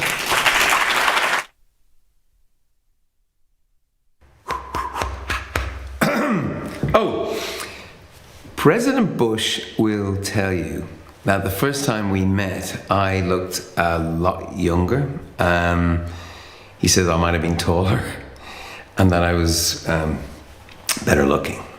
Well, so were you, Mr. President. But let me tell y'all, President Bush may have accurately predicted the demise of my blue-tinted wraparound eyewear, but he may not have predicted, could not have predicted, that 2 decades on, we'd be celebrating the birthday of a program that has given 25 million people decades more birthdays of their own.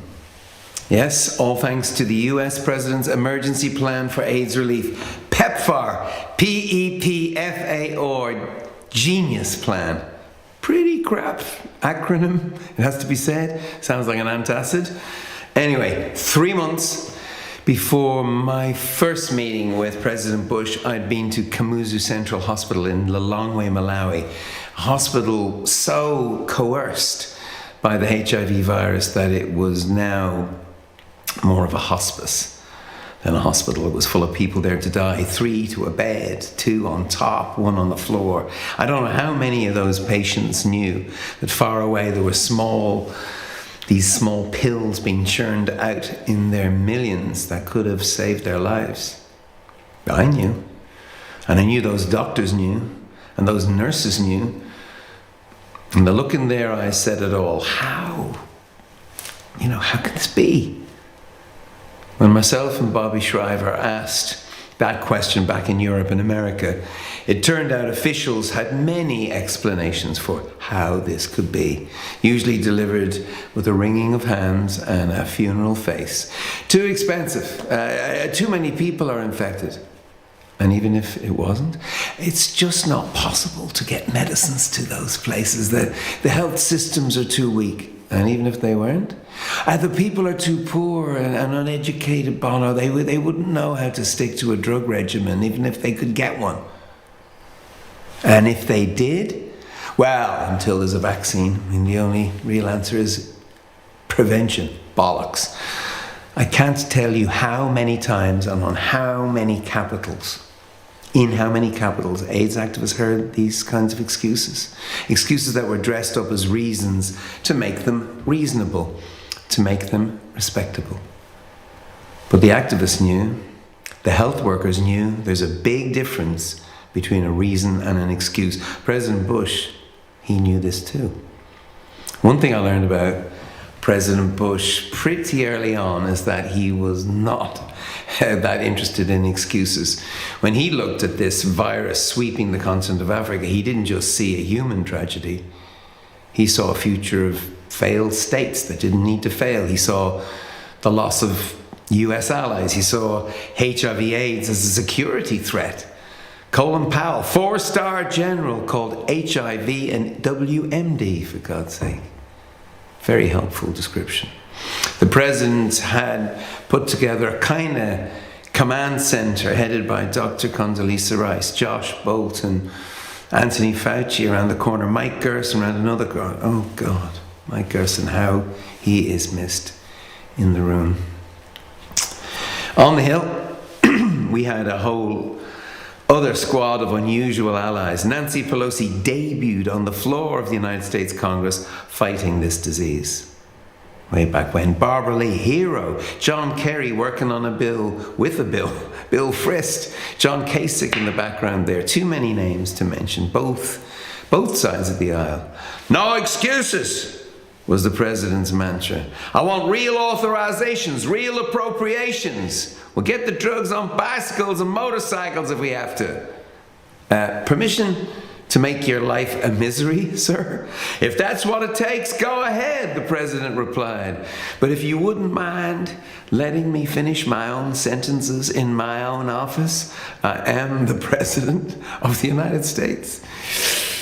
I think the office was yellow and oval. Anyway, I should have been more humble, but this Irishman is very humbled today by the most eloquent expression of American values anyone can think of in recent times.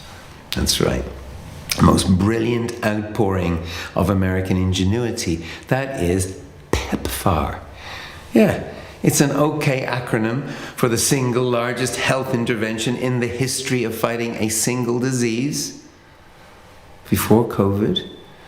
Its long-term success, though, its long-term success depends on something much more mundane.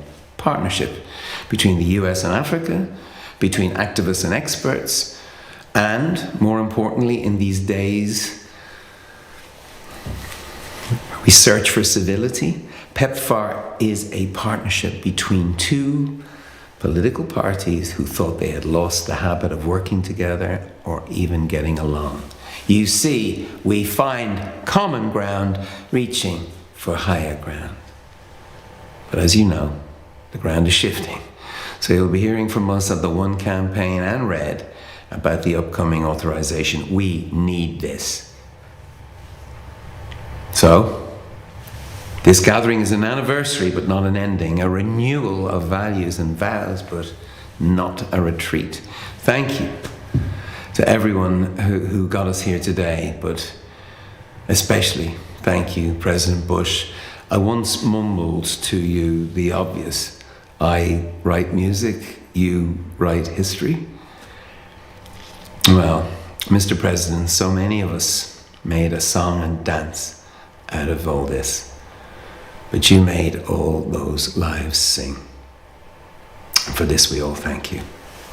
God bless you.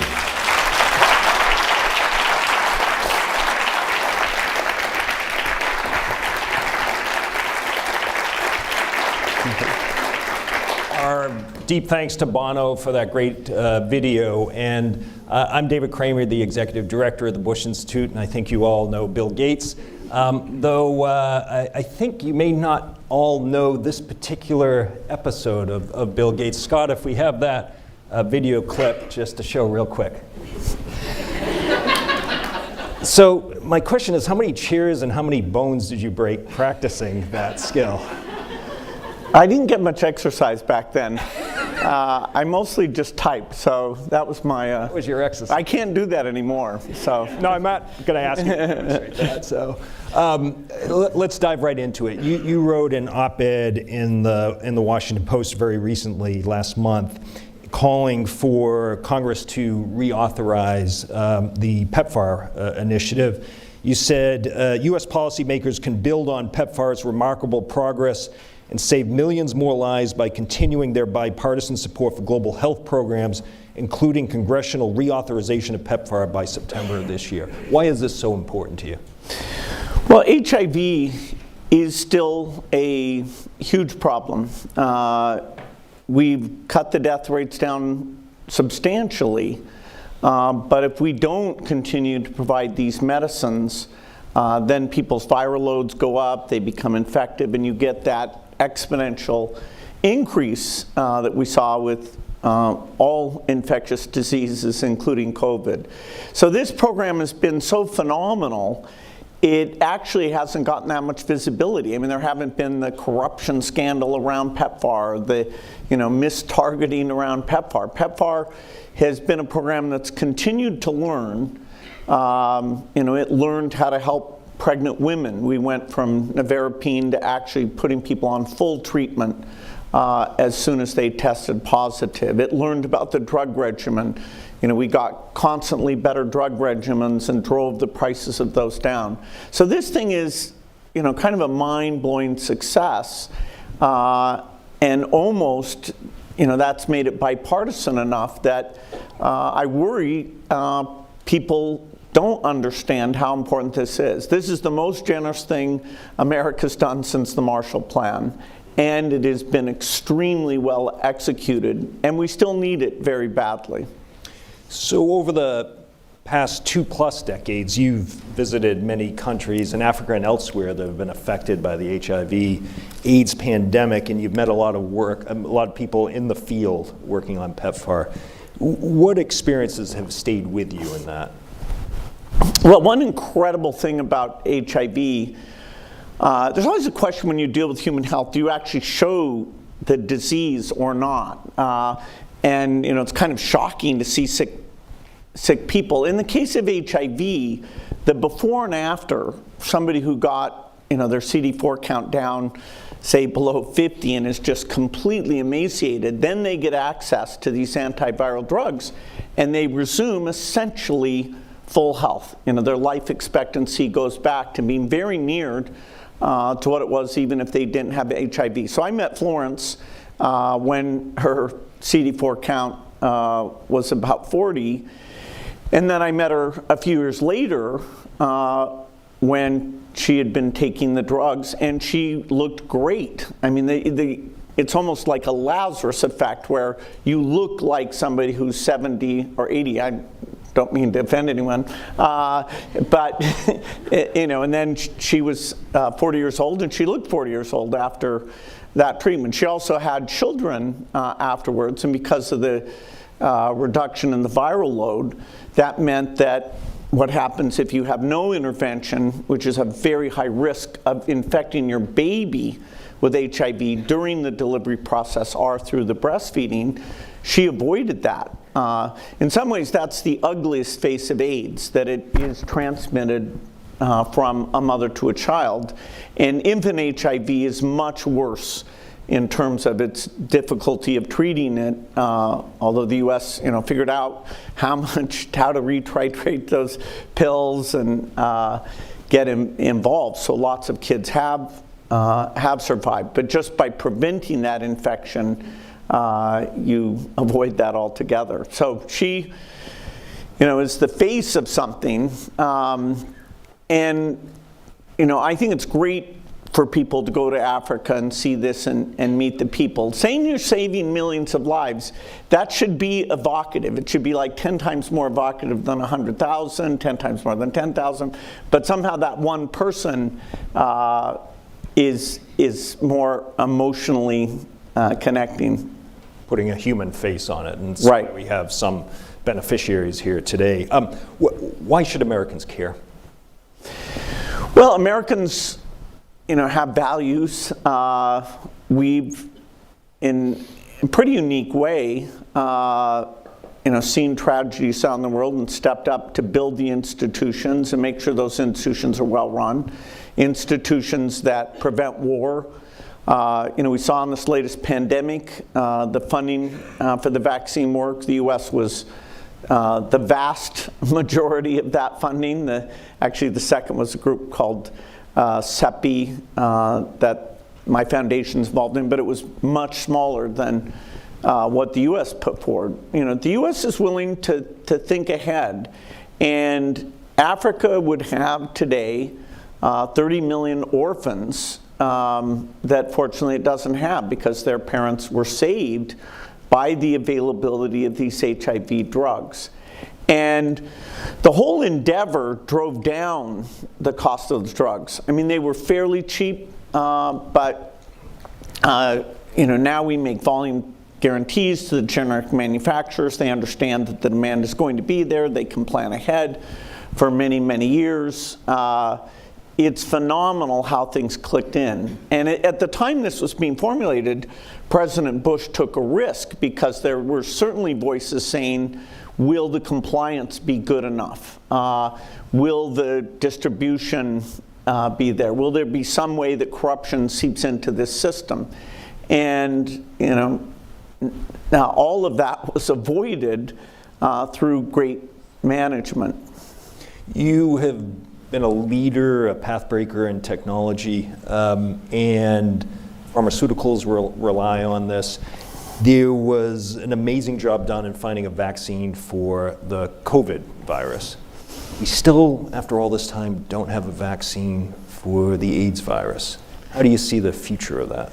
Yeah, it's funny because about this time of starting, I made a gift to the foundation, which makes it a significant foundation, and we picked global health as our primary activity. So I'm a very naive person in global health, but very committed. And so I, in a meeting with Dr. Fauci, who I met at that time, I was saying, come on, let's get this vaccine. He very appropriately said, hey, there's reasons why this one is very difficult.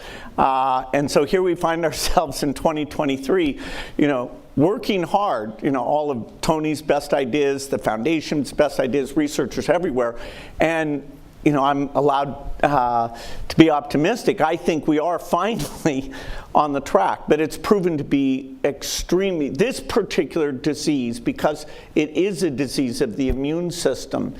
Now, the work we've done to come up with that vaccine has forced us to learn so much about the immune system. The whole world of cancer vaccines, which is just getting started. The mRNA approach is one of the things that will be applied there. They're benefiting from the intellectual knowledge that came out of all of this immune systems research, where the primary funder is the U.S. government through NIH, NIAID, Tony's organization. And literally right now, there's a vaccine construct that the U.S. has backed that it comes out of some work at Harvard Raygun Institute, and we'll use an mRNA vaccine, probably from BioNTech, to see if we can finally get a great vaccine.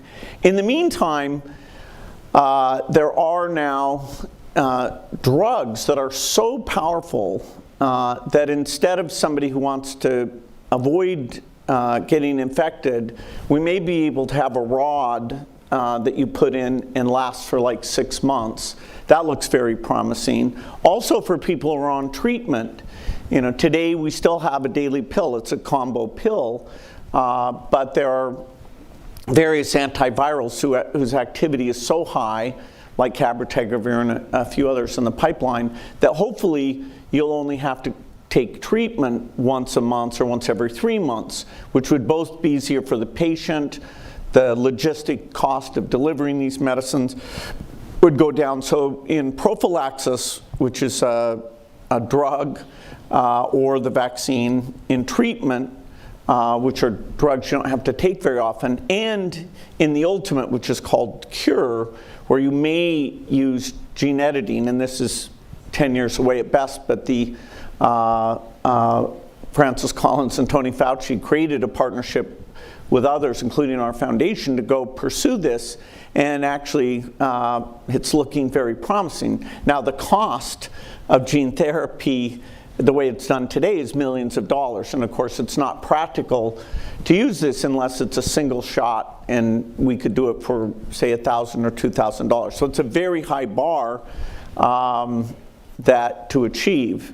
But I think we will have all of these new tools, and the energy behind them is that we know that PEPFAR will be there to deliver the latest tools to the people in need. To maybe not people in this audience, but anyone watching online who might be sitting there thinking, how come the United States always has to take on the burden of this? In fact, for this effort in dealing with the HIV/AIDS virus, it is a global effort. The United States plays an absolutely indispensable role, but there are others who play a key role too. Yeah, in terms of overall foreign aid, the Europeans are very generous. I mean, they're about 3 times more generous as a percentage of their economy. So we shouldn't downplay that. When it comes to health, though, the U.S. has played the leading role. We have the expertise, the research. We've organized these programs extremely well. In that early period, right around the year 2000, not only do we create PEPFAR, it's the largest, it belongs at the top of the list, but also under President Bush's leadership, the Global Fund is created, and the U.S. gives 1/3 of the money going into that. President's Malaria Initiative is created. That's bilateral, fantastic program.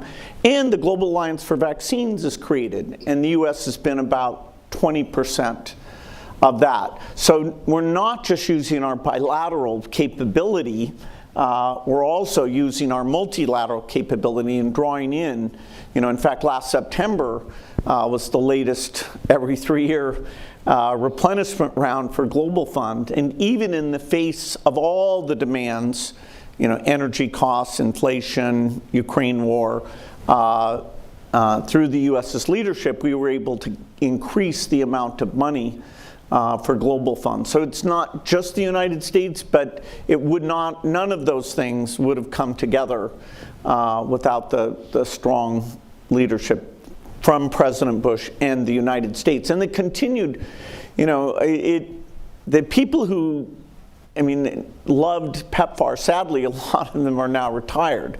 And so one of today's strong messages, I hope, is for younger politicians to go to Africa and see this work. And, feel free to question, could we do it for less money, or should we be funding this innovation? This is run like all of global health is, and that was not true in the year 2000. But global health is run as a very reasoned, it's a greatly moral thing, but we don't spend the money just for that reason. The money gets spent because it's well thought through. And things like which patients need to see a doctor how often. We went from the US model, which is very personnel intensive, down to, okay, this patient is having a rebound, so they need to come. And a lot of patients go a half year without needing to come in. That's one of the incredible innovations, because as people have stayed alive with HIV, the number of people living with HIV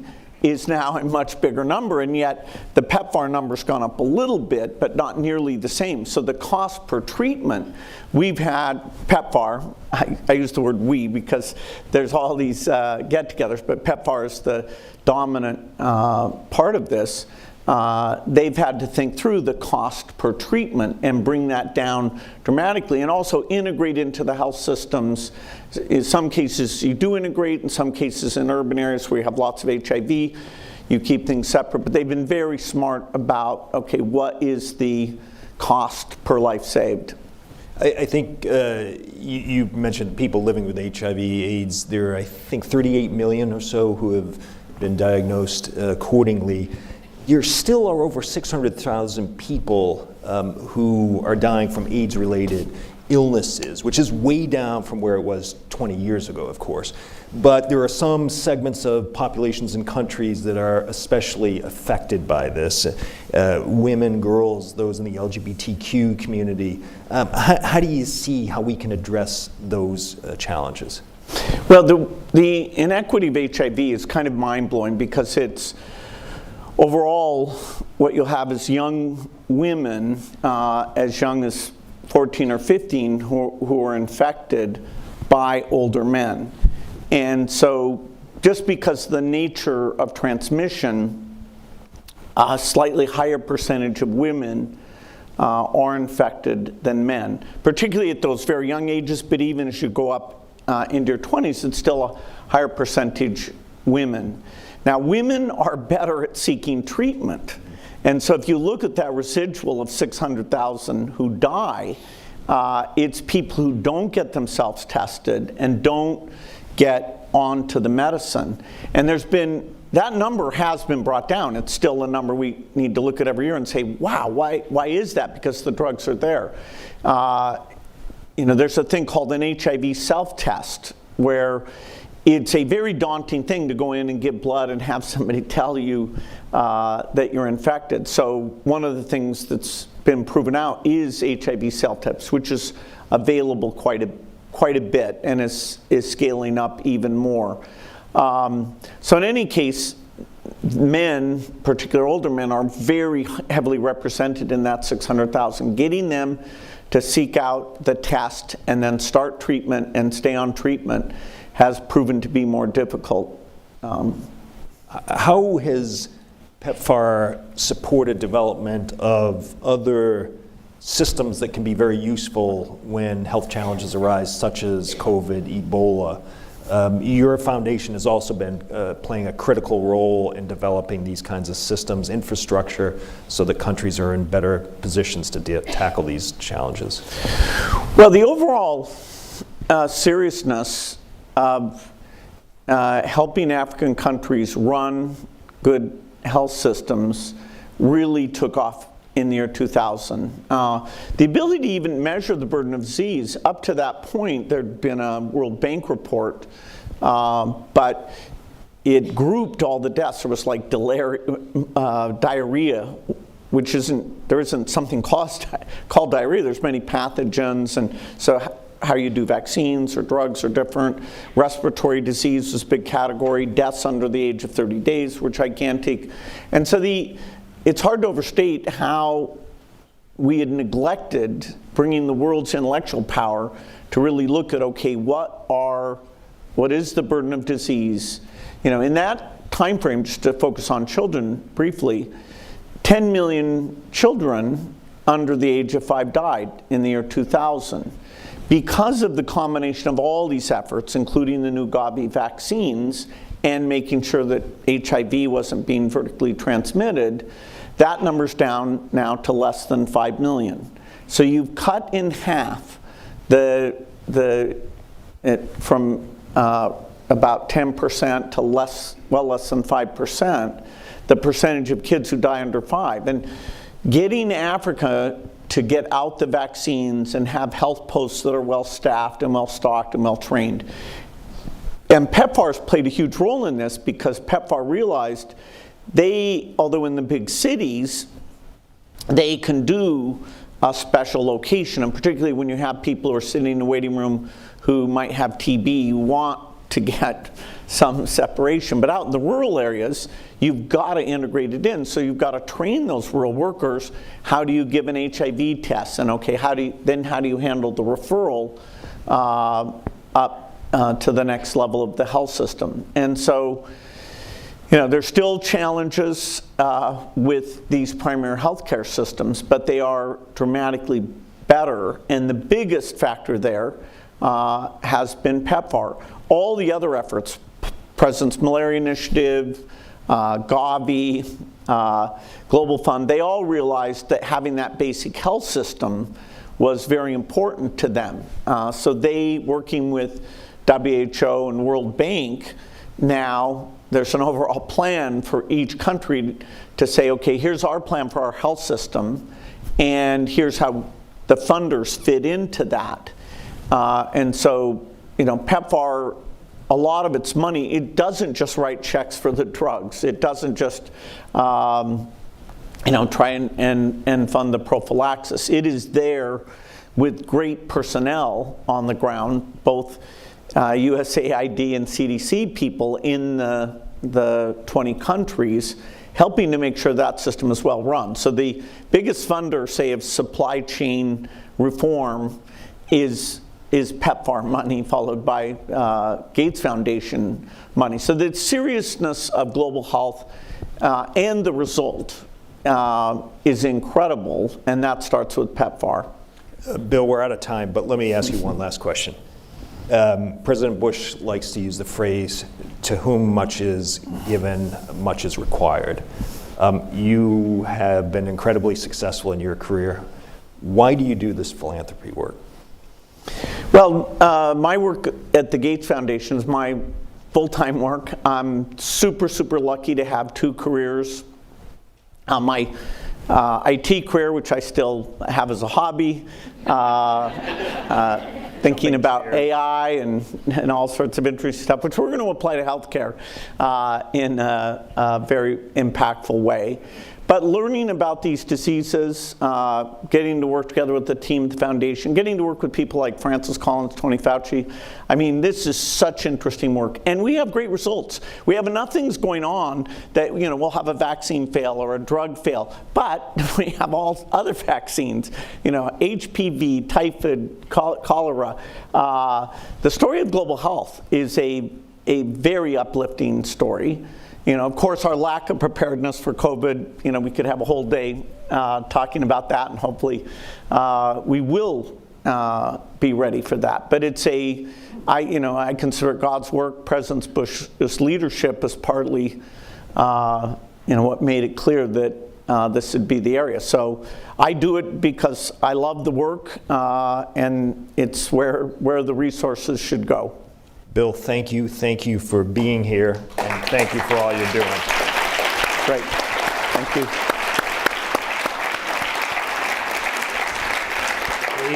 A quick programming note. We are going to take I can't see anything with these lights. We're going to take a 15-minute break, coffee break for those who are here. Those of you online, stay with us. We will be back.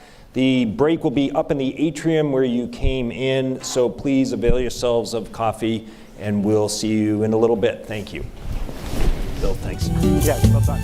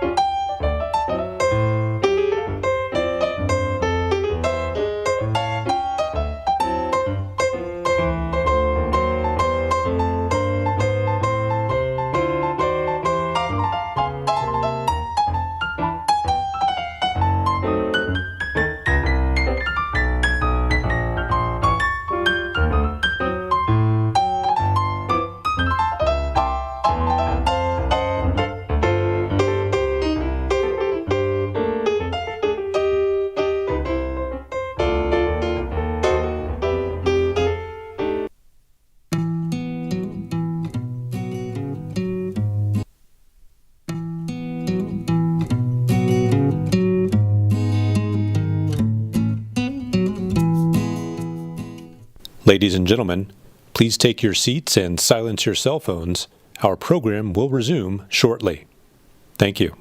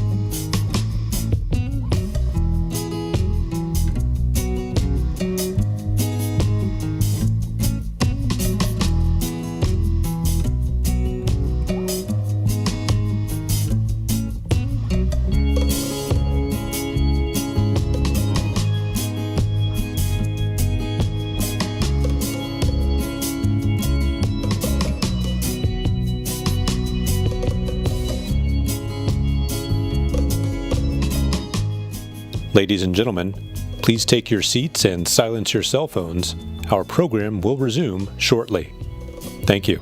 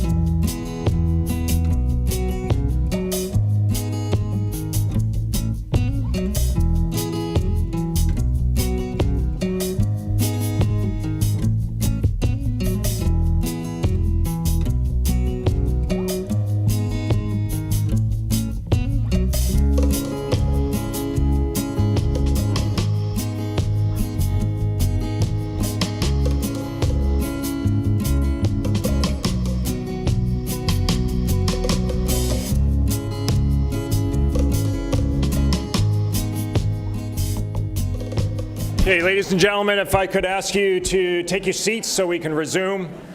You've already heard the importance of bipartisan support going from Republican to Democratic administrations. We also stress the importance of bipartisan support in the U.S. Congress.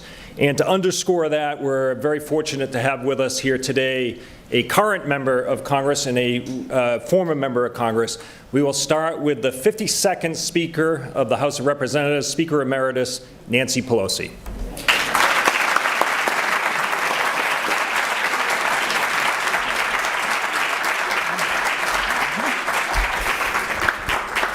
everyone. Thank you so much. Thank you so much. So many of us have worked together over the years. It's like a reunion in some ways, but our ever-widening circle of friends and leaders in this fight, especially today on the one-year anniversary of the unlawful invasion of Ukraine. Madam Ambassador, it's an honor always to be with you. Igor, so I recognize the important role you're playing now at the Bush Institute, at the Bradford Friedman Initiative. Fargo, as we call him, was a dear, right, Josh? A dear friend, and so proud to have you in that role that David had before he now became the big humma. And again, to have those representatives, Valeria and the gentleman who spoke, whose name is going to be difficult for me to pronounce, and I don't want to do an injustice to it, having PEPFAR in Ukraine come here and speak of the connection between freedom. As the president said, as President Bush said, equality, justice, fairness is all important in terms of health. Pope Paul VI, he said, if you want peace, work for justice. And PEPFAR is about justice, about health justice. Martin Luther King said of all the inequalities that are out there, the inequality in terms of health care is the most inhuman, he said, because people can die. Because of President, and I could not resist coming here, even though Congress isn't in session, to bring greetings of so many of us in Congress who've worked on these issues on both sides of the aisle, on both sides of the Capitol for such a long time. To salute President Bush and Laura Bush for not only their leadership at the birth of this, the statement at the State of the Union. And I jumped up right away when he made this announcement, representing San Francisco as I do, but for their ongoing dedication to it. So we know when President Bush made the announcement and Bono was involved in Secretary Rice and this or that, I said to Bono, no photo ops unless Congress goes big. We have to go big. Right, Josh? I mean, it was one thing to ask for $15 billion, another thing to get it. Now imagine $100 billion over time, and a model to the world on how to have fairness and care. Representing San Francisco as I do, this was an issue for me from the first moment I was in Congress. The first words on the floor of the House when I was sworn in was to say, I've come here, I've told my constituents I would come to Congress and I would fight HIV and AIDS. Right away, people started looking down, and I thought, what's with that? And they were saying, why would you say that? Why would you want that to be the first thing people know about you in the Congress? Why did you say you came here to fight against HIV and AIDS? I said, because I did. Because we saw in our community the toll that it was taking. Worked with our President Bush's father, George Herbert Walker Bush, called Dr. Fauci a national hero. And that was now going back 30 years or so, and he is a national hero. He was our champion right from the start.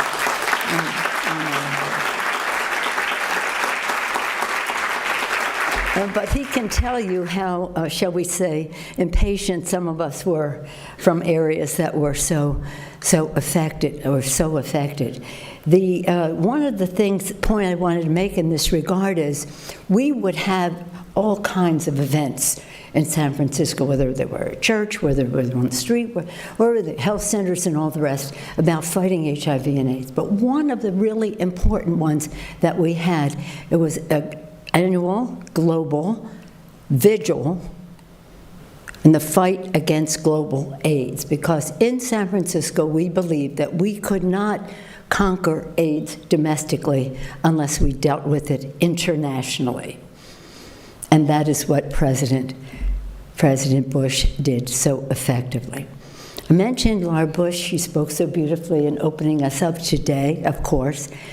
But it must be about 10 years ago, President Obama had an event where he invited the heads of state of African countries and spouses. Many spouses were there, and we saluted Laura Bush and her pink ribbon initiative. for the women. And again, President Bush and Laura Bush dedicated, ongoing, and still. In the Congress, as our president, as the two secretaries, Deputy and Secretary of State mentioned, President in this State of the Union, President Biden announced that this was successful. He was in praise of it all, and we will reauthorize it, but we want to reauthorize it in, again, a big way. Bono was so much a part of it. President Lincoln said, public sentiment is everything. With it, you can do almost anything. Without it, practically nothing. And he was very much part of the public sentiment, or all of this. Listening to the previous panel and why, when I went to Congress more than 35 years ago, talking about AIDS the first day, I would never have believed that 35 years out we would still not have a cure and we would still not have a vaccine. But as Dr. Fauci knows better than any of us, this is a very resilient virus. It keeps mutating. Just when you think you have it, it kind of changes. So what we have to do is improve the quality of life. I mean, I used to have monthly meetings of people with HIV would come to my office in San Francisco way back when. Can you help me make out a will? Can you help me with this? Can you help me with that? And then pretty soon, same people were coming in asking, could I get them a job? Because of the work that was done to improve the quality of life. I'll close by saying this. I have a lot more I want to say, but you have a wonderful panel coming up, and my former colleague, Leandro Slayton, who was the chair of the Foreign Affairs Committee in the Congress, you're going to hear from her about our bipartisanship again. And by the way, when this passed, I was the Democratic leader in the House, and Senator Frist was the Republican leader in the Senate, and he has had an ongoing dedication to this, being a physician himself. And right now, the Senate has a delegation in Africa. And I'll close by talking about my delegation to Africa. Well, one of my delegations to Africa. We went there and we visited a number of clinics and the rest about PEPFAR. And by the way, Presidential Emergency Plan for AIDS. What's the last word? Relief. It could have been PEPFAR. It could have been Bush Emergency Plan for AIDS relief. But presidential has made it everyone's responsibility, and that's a good thing. But when we were there, and I'll just close with this. Did I say close a number of times? I think I mean it this time. Here's the thing. If there's one word I could use for PEPFAR, it's hope. We would go, and people would come to see us, and they'd say, I would never. These are really poor people out in the hinterlands. I would never have gotten tested before PEPFAR.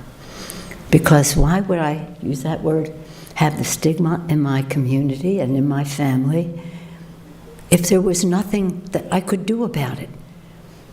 But because of PEPFAR, I was tested, and now I have a life. Hope.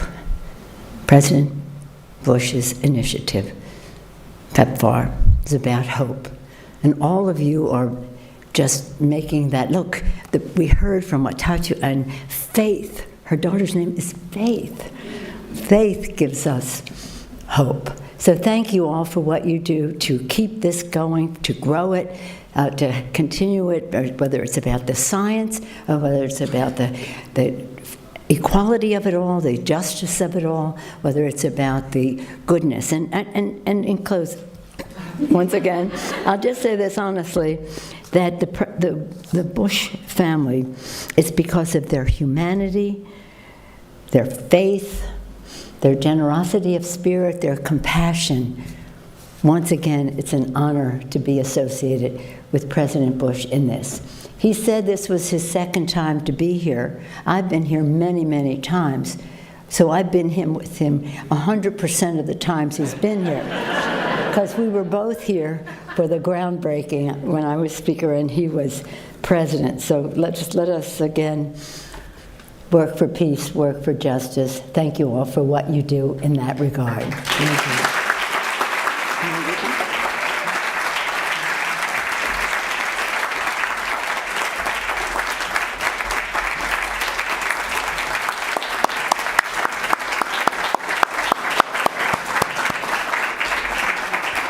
Madam Speaker, you can close for us anytime you want. And I also realize I have to get new business cards that say humma humma, I think it was.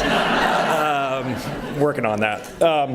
As Speaker Pelosi underscored the bipartisan support in the Congress for this, we're also very honored to have with us here Ileana Ros-Lehtinen, who is chair of the House Foreign Affairs Committee, played a key role in this, and we're thrilled that she's here with us and going to offer a few words. Thank you. Thank you so much.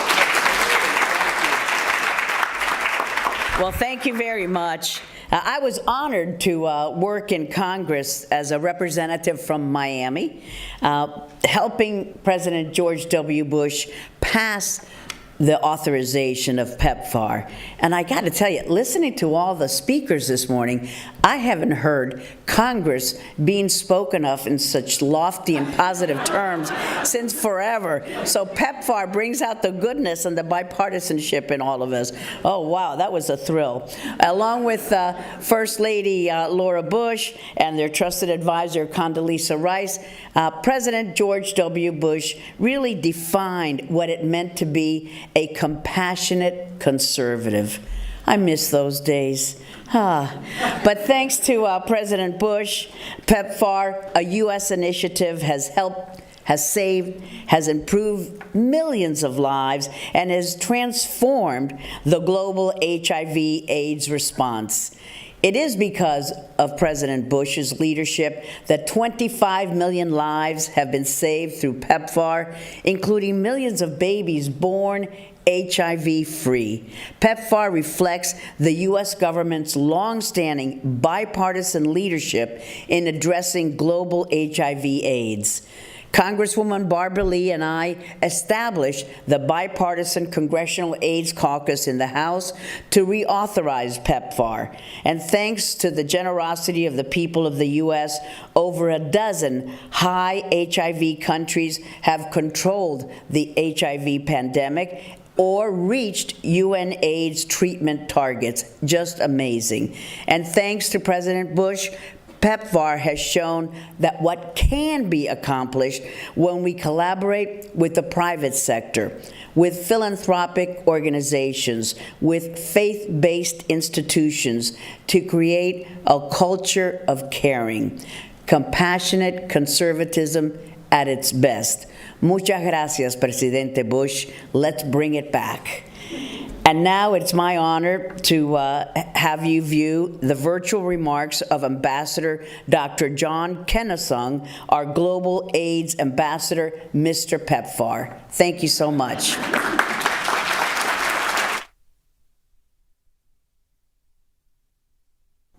I would like to thank President Bush and Mrs. Bush for the opportunity to join Secretary Blinken, Deputy Secretary Sherman, and the other distinguished guests who are participating in this important celebration of the U.S. President's emergency plan for AIDS relief. I think those of us who have been part of the PEPFAR family for 20 years marvel at the program's remarkable impact, even though we have been working for 2 decades to save lives and change the course of the pandemic. When PEPFAR was announced in 2003, I was working on HIV/AIDS for the Centers for Disease Control and Prevention in Côte d'Ivoire as a young public health expert. Years of HIV/AIDS research, coordinated humanitarian efforts, bipartisan support from Congress, and engagement from community and faith-based organizations and the private sector created a fertile ground for PEPFAR. And it was the bold action and compassion of President Bush that established a program that has changed the world. Truly, PEPFAR has changed the world.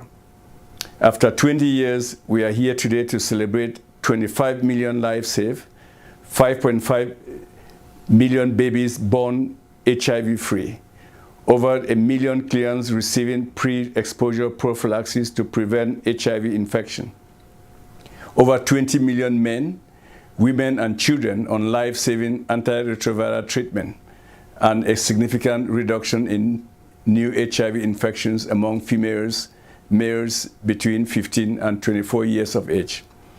In the 2003 State of the Union address, the President called PEPFAR a work of mercy beyond all current international efforts to help the people of Africa. PEPFAR has lived up to that on the continent of Africa as well as in Asia, Central Asia, and Latin America. PEPFAR is the largest commitment by any nation to address a single disease in the world, and it has changed the way the world responds to emerging disease threats. The public health infrastructure PEPFAR built, strengthened, and supports globally has been leveraged for the COVID-19 and Ebola responses, as well as other emerging infectious disease responses.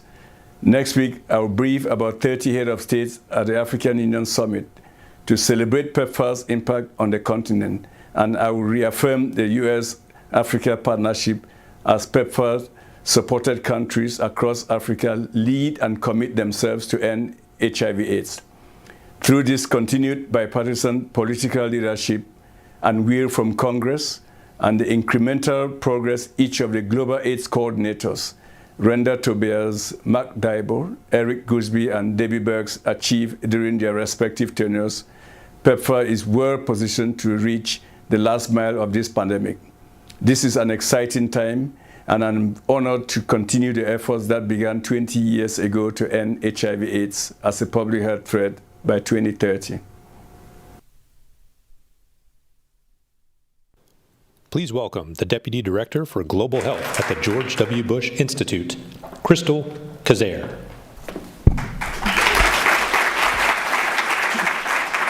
Good morning, and thank you to Ambassador Nkengasong for his remarks and leadership of PEPFAR. I don't know about for you, but for me, it's hard to really grasp that number, 25 million. It's huge. The best I can do is that it's greater than the number of people living in New York City, Los Angeles, Chicago, Houston, Phoenix, Philadelphia, San Antonio, and San Diego combined, the United States' most populous cities. When I think about it like that, the impact is overwhelming. But that doesn't mean we become complacent. We have to be real about the work that we have left to do. UNAIDS reports that 38 million people are living with HIV, but just under 29 million have access to treatment. That means 9 million people, someone's mom, dad, friend, partner, sister, brother, or child, do not yet have access to the care they need and deserve. In 2 decades, the world has changed. When President Bush announced PEPFAR, I was a teenager, and now I have some gray hairs. I've had the opportunity to work on in support of PEPFAR for the last 8 years, and I'm convinced there's no better example of American resolve and ability to really do something truly good than PEPFAR's contributions to the global goal to end HIV as a public health threat by 2030. But we all know we're behind on progress required to meet that goal. At the Bush Institute, though, we're optimists. With focus, innovative thinking, inclusiveness, partnerships, and appropriate resources, we believe that what some might have once thought impossible 20 years ago can be achieved. Our next panel will discuss how we can meet the global goal to end HIV as a public health threat and the role diverse stakeholders play in pushing us forward. I'm honored to introduce to the stage Dr. Mamadi Yila, Acting Principal Deputy U.S. Global AIDS Coordinator, and her distinguished panel. Please help me in welcoming them.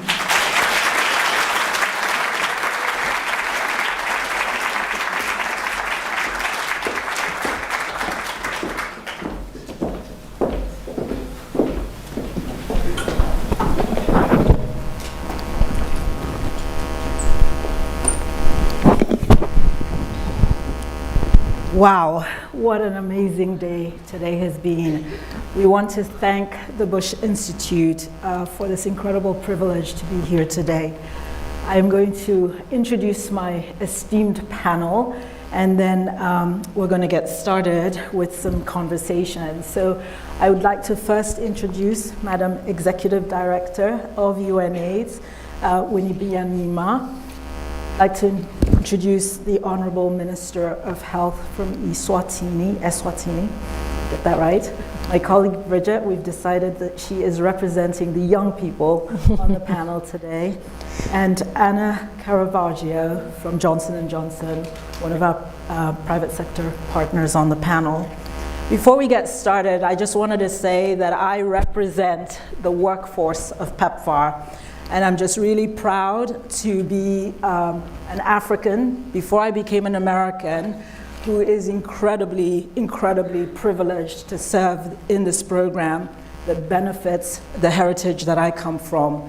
So we want to thank President Bush and Mrs. Bush and everyone who's responsible for the 20 years of support for PEPFAR. What an incredible honor to actually go to work every day for a mission like this one. PEPFAR's insistence on measurement is one of its features.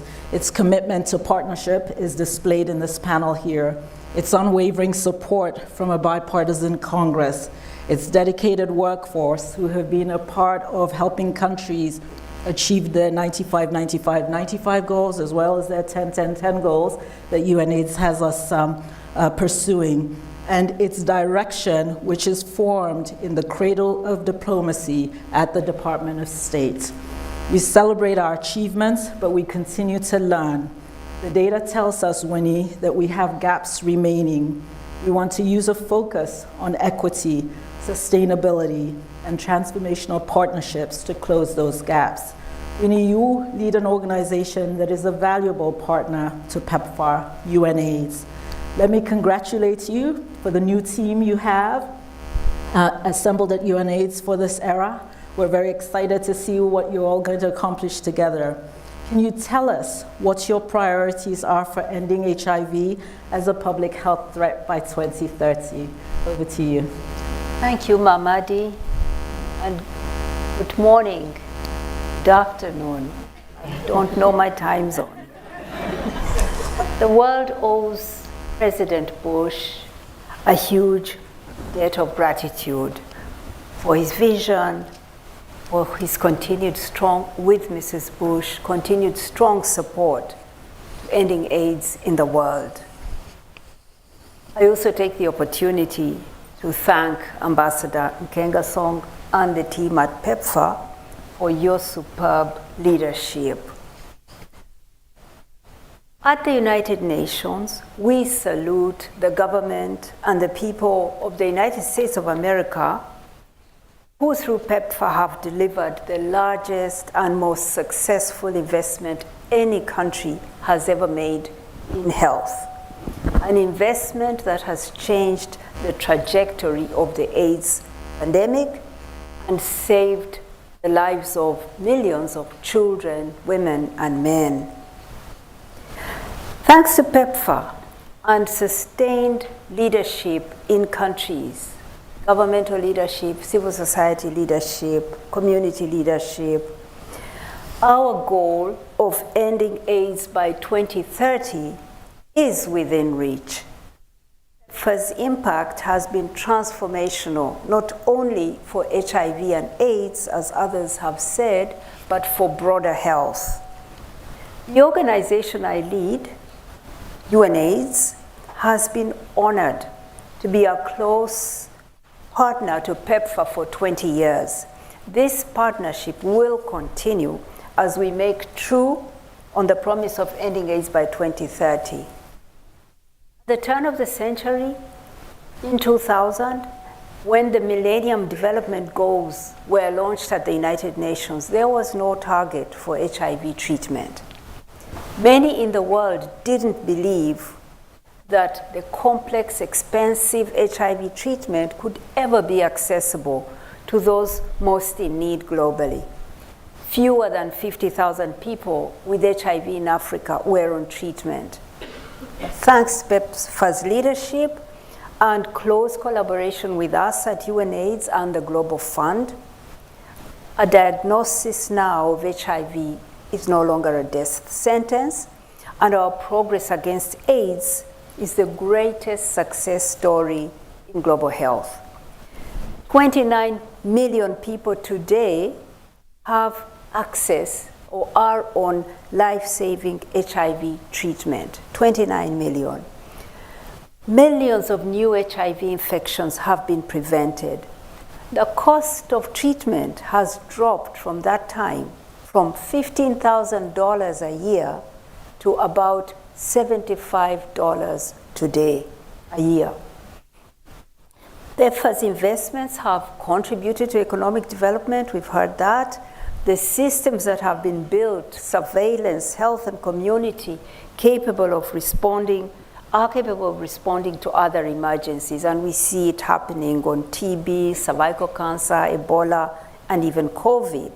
Now the question you pose, how to build on this success to reach the end of AIDS by 2030? We need the political will that has got us here, we need the partnerships that have got us here, and we need persistence to get there. UNAIDS, we set the global agenda and the goals for HIV. They are negotiated and agreed by all United Nations member states, including, of course, the United States. The current strategy we have, adopted by the whole world, has made bold targets that every country must meet by 2025. And we have framed it as ending inequalities that drive HIV/AIDS. So we must close the inequality gaps that exist. The gender equality gaps that make girls and women, particularly in Africa, 3 times more vulnerable to HIV infection than boys and men of the same age. We must end the inequalities that are putting key populations at risk, sometimes 30, 40 times more at risk than other people in the communities. These are the policies.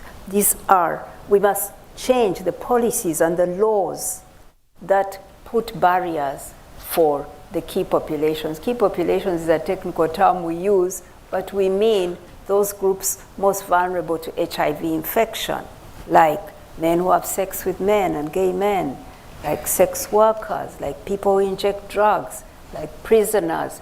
These are the groups that are most at risk. You have to remove the laws, put in place the policies that enable their access. We must also equalize on access to medicines. We must get the best that science has to offer to everybody in the world who needs it at the same time. We must also equalize on access to financing. Countries must be able to negotiate and settle their debt and access concessional loans to be able to manage their health budgets and to pay for the HIV response. These are the things we must work on to end AIDS by 2030. And they are all doable. And we can do them only in partnerships like we've got here. Thank you, Mamadi. Thank you very much, Lynn. And on that theme of partnerships, I would like to welcome the video by our missing colleague on the panel, but he is here in spirit, Peter Sands, the Executive Director of the Global Fund. 20 years ago, testing positive for HIV was, in many countries, a death sentence. AIDS-related illnesses were claiming close to 2 million people every year, 2/3 of them in Africa. Families and communities were devastated. And where HIV treatment was available, it was only for the rich. Yet in January 2003, President George W. Bush created PEPFAR with bipartisan support, seeding it with huge funding and massive political will. The initiative was breathtakingly ambitious, aiming to expand access to HIV treatment, prevention and care to all those in need in the most impacted countries. And PEPFAR's achievements since then have been remarkable. 25 million lives saved, 20 million people on treatment, 3 million babies born free of HIV. I congratulate all those who have worked and work at PEPFAR. And we share at the Global Fund a sense of kinship in this anniversary. The Global Fund was launched just a year prior to PEPFAR, again with the leadership of the United States. And our combined impact has been massive and swift. AIDS deaths peaked in 2004 and then plummeted, a historic turnaround in the fight against HIV. The United States, through PEPFAR, has always been the Global Fund's largest donor. And we're also deeply grateful for the US for hosting our successful 7th replenishment last year. And yet, our work together is not done. In 2021, inequities led to another 1.5 million new HIV infections. Gender inequalities make adolescent girls and young women particularly vulnerable to HIV. Only half the children living with HIV receive treatment. Criminalization and stigma continue to bar many key populations from the HIV programs and services they need. There is much to do. And with the exceptional leadership of Ambassador John Ekengasong, I am confident that we can continue the achievements of this remarkable program. So I congratulate PEPFAR on your 20th anniversary and celebrate the extraordinary success. Together, we must continue to fight inequities that still drive this virus. That's the way to end AIDS and to prevent future pandemics. Thank you very much, Peter. Let's give him a hand. So you get to see one of the ways we partner with countries, which is PEPFAR, UNAIDS, and the Global Fund. The other way we partner to make this effort so successful is between us as the US government, civil society, and the partner governments that we work with. We have a model, I think, in PEPFAR that has proven incredibly effective, which is that our US ambassadors and their staff in the missions across the 54 countries that PEPFAR is in are the core for the work that we do that delivers the results for countries. And on that note, I'd like to ask you to welcome to the panel now the Honorable Minister of Health from Eswatini. And Honorable Minister, we would like to know that despite having significant HIV prevalence, the Kingdom of Eswatini has achieved the fast-track 95-95-95 goals for treatment and viral load suppression ahead of the global 2030 target. We really want to know what Eswatini has done to achieve that, and if you could just describe some of that for the audience today, we'd like that. Thank you. Thank you, Mamadou. I think today, maybe, let me start by saying, to just make it very clear what the 95-95-95 means to us, is that today we celebrate with PEPFAR the reduction in incidence from 30% 20 years ago to 0.6% today.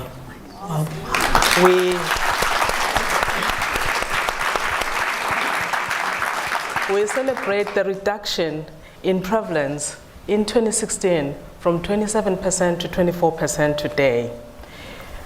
We are looking at, over the last 10 years, over the last decades, a reduction in AIDS-related deaths by 59%.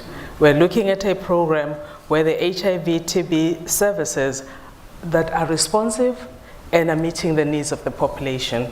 But let me answer the question and look at some of the features of the work that we were doing.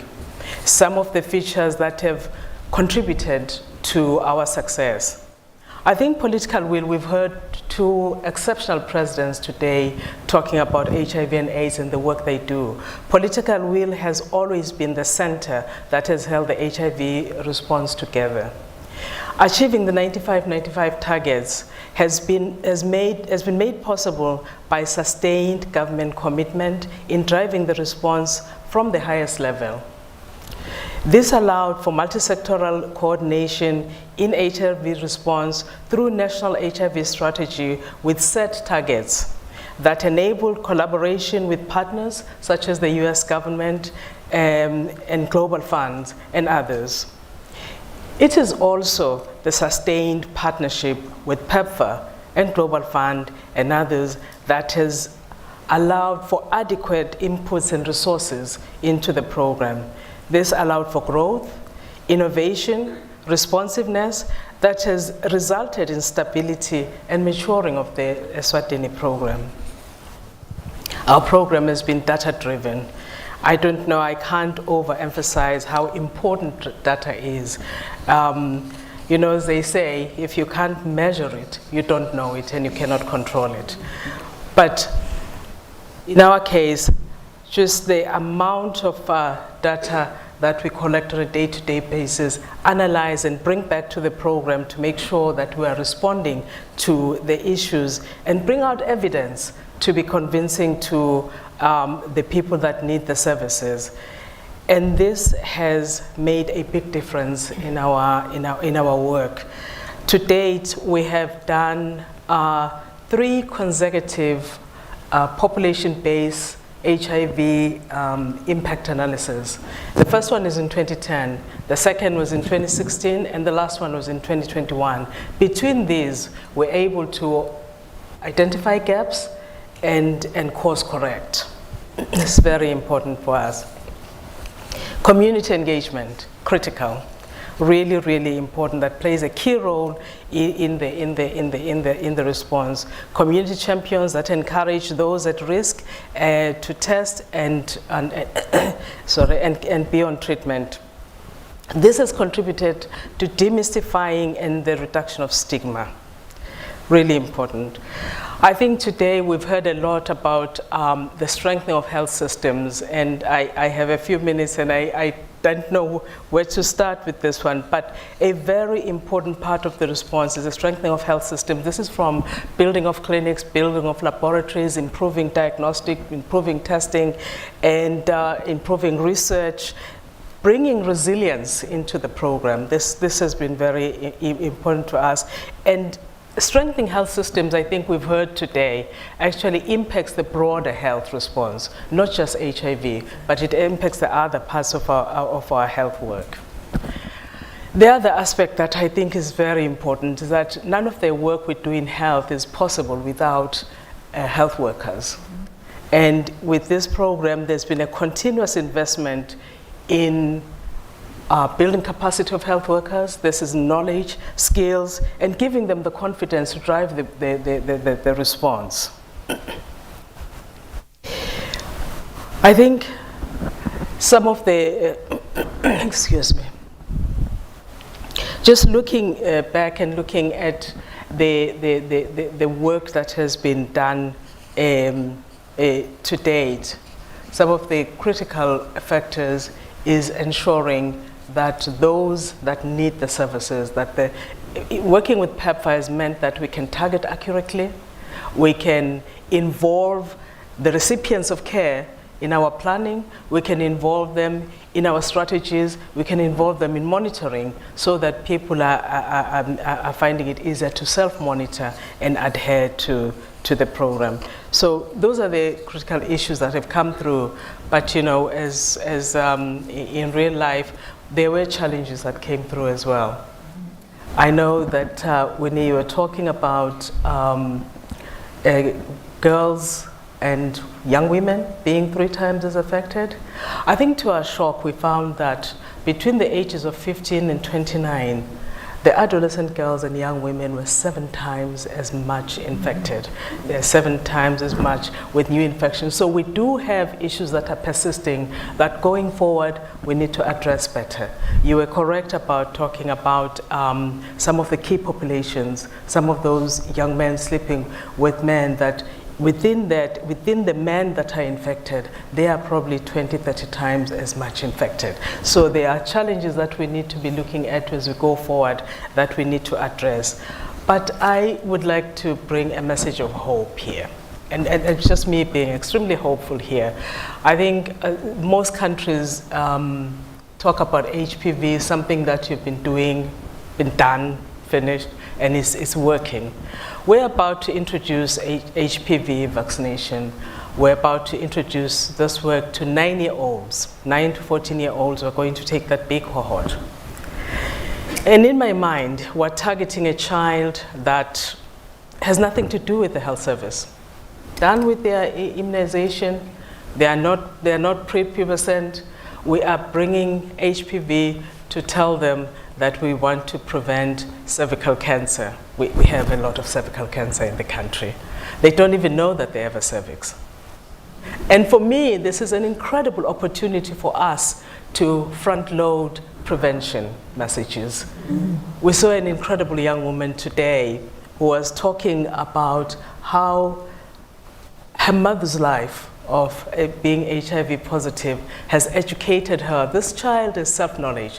This child is making choices based on knowledge. So we have an opportunity now with these 9-year-olds to see these children being healthy from 9 to 90 and giving them the knowledge, the information, and the support they would need to keep themselves safe, but the support they would need should they need the health services. I think for the first time we're going to be challenged to talk health rather than talk disease. You need to stop me.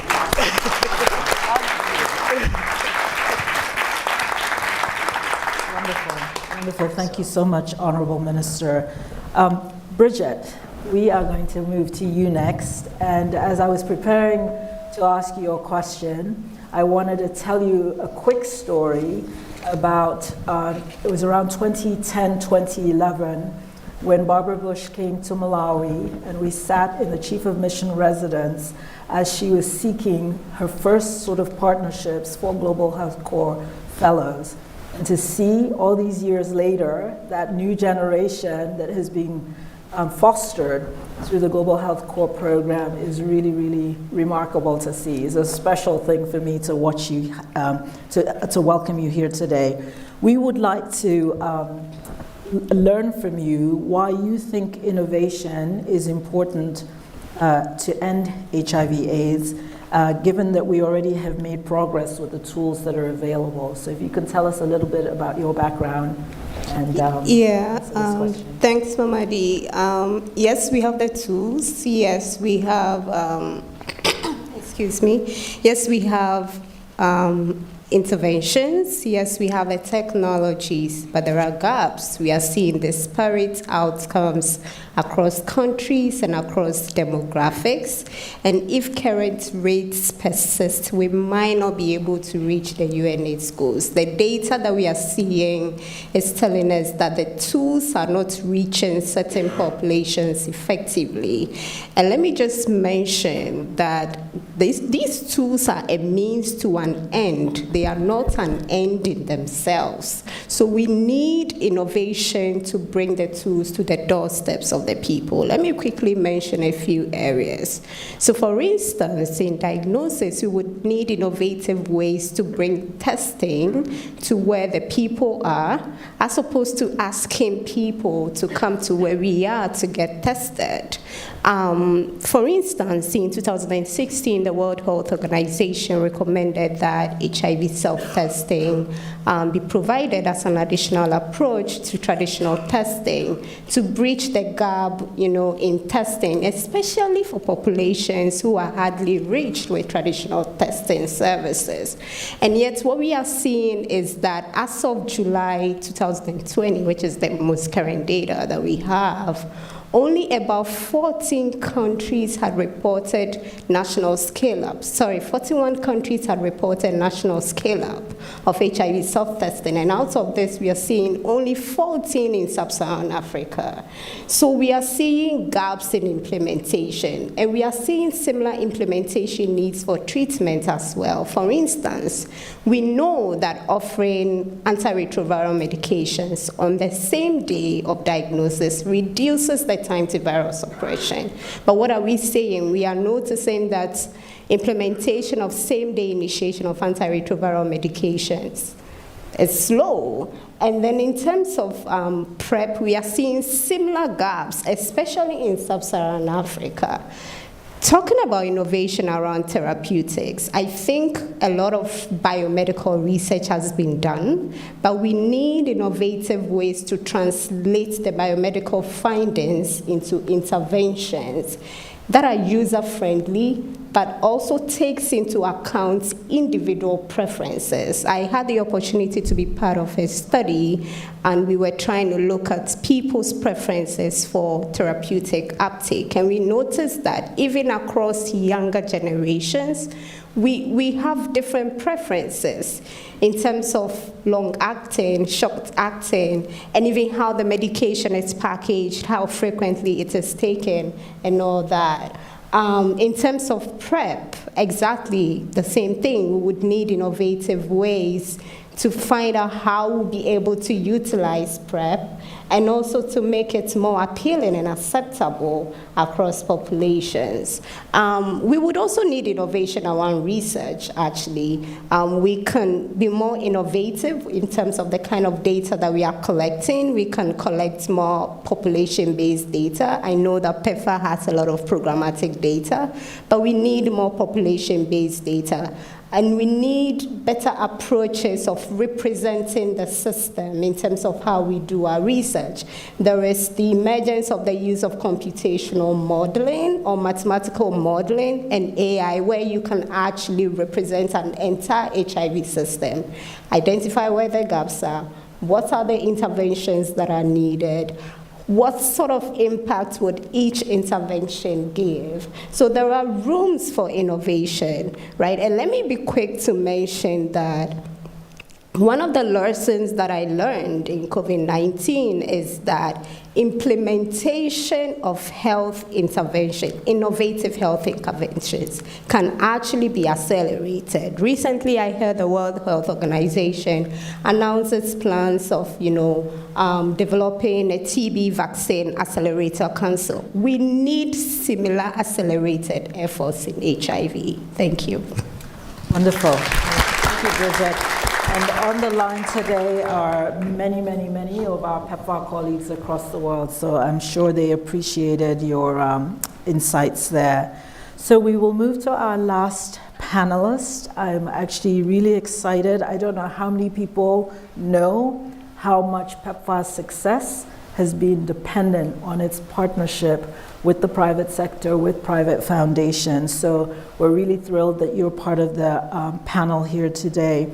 And we're hoping that we'll take this opportunity for you to answer the question, what is the responsibility of the private sector in the fight against HIV/AIDS moving forward? Thank you so much, Mamadi. It's such a great honor to be here and to be here representing the private sector. You can hear from this panel and from this entire morning that the advances of modern medicine are not possible just in the pill, but in how every sector, every person, every partner comes together to advance that capability. So one of the things that I'd like to focus on is how everyone has a role in advancing the cause around the ending of AIDS by 2030. And certainly private sector has a role, but only a role in partnership with all of these other great sectors. And Mamadi, you and I have had the opportunity to work together on this.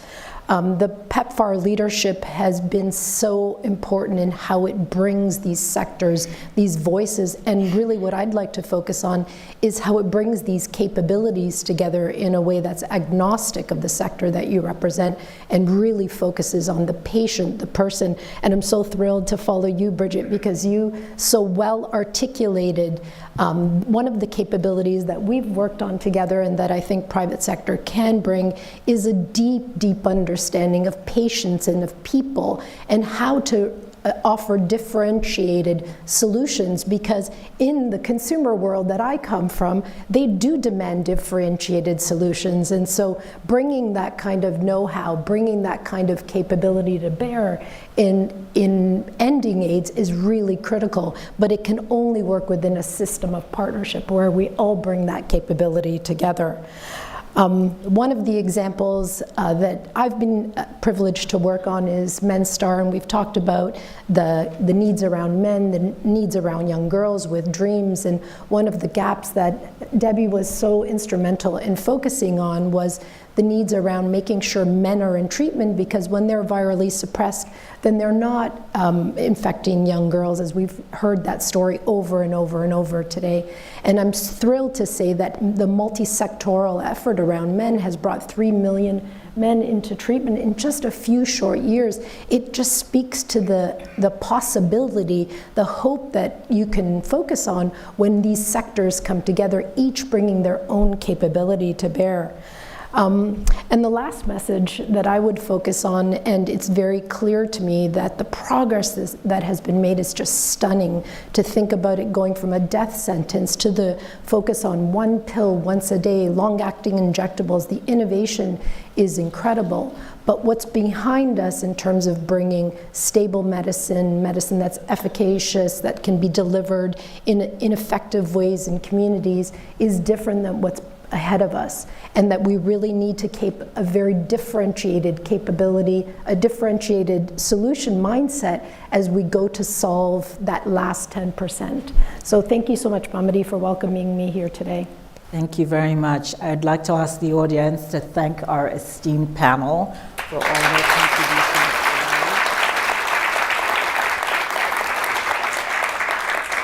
And as we prepare to exit the stage, we are going to have a video of an exciting week that happened this week in South Africa, where Senator Graham, Senator Menendez, and a number of their colleagues were welcomed in South Africa by Ambassador Kengasong and our PEPFAR South Africa embassy and staff, and we're going to get to see a little of what they experienced. Thank you all so much for having us.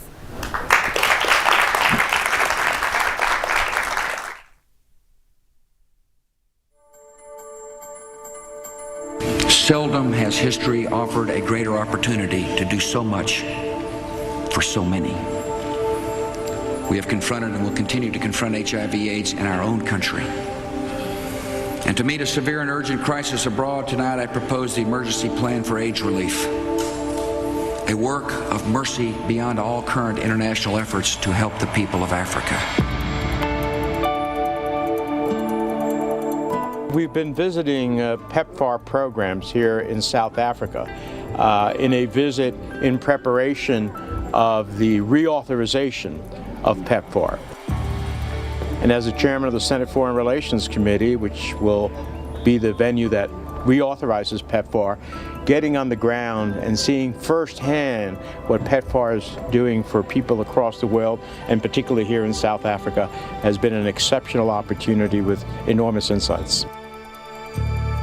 What we do at the Elton John Foundation has always tried to do is put something in place and make sure it works properly, and then get government or other organizations to take it nationally. We're here with Sir Elton John and the Elton John Foundation. Nobody envisioned 20 years ago how much success we could have achieved, but we did it, and when it comes to PEPFAR, the best is yet to come.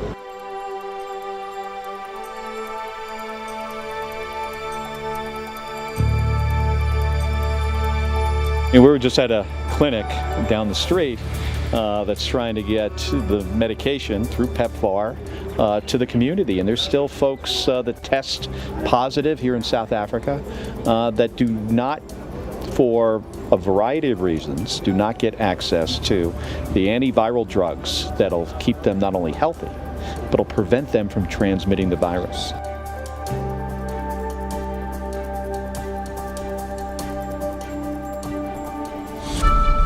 PEPFAR has been one of the most effective and successful healthcare programs in the history of the world.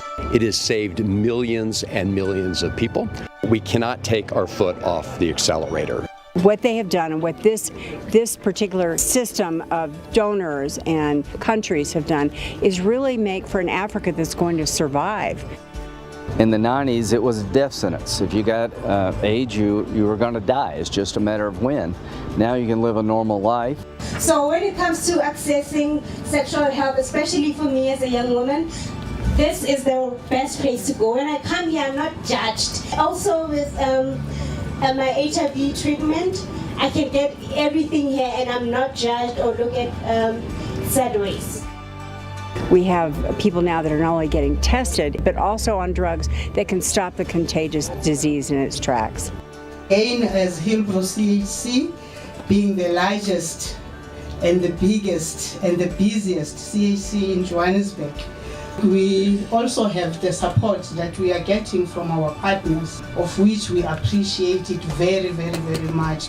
And it's just a great example of the United States government doing something that is just ethically and morally right, and for no other reason than to make this planet a better place.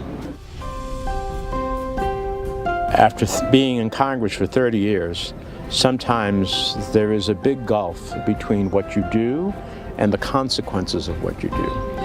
And seeing firsthand the lives that have been saved, that is a real life consequence of what we've done with PEPFAR. Being in the United States Senate, it's about making choices. But seeing the success of this program and listening to the folks from CDC and NIH and the embassy staff here, but most importantly from PEPFAR and the folks in the community, it's clear that this has been a success, and the United States government should continue to fund this program and programs like it. Adolescent girls are more vulnerable for societal reasons, not because of any transmission differences. You can talk about this, in Washington and the capitals of the world, but when you meet people that are beneficiary of this program with a smile on their face, it just makes me want to do more. And there's a divided America, a divided world. It's a tough and dangerous world, but this is a shining example of the best part of humanity, and I am proud to have been part of it.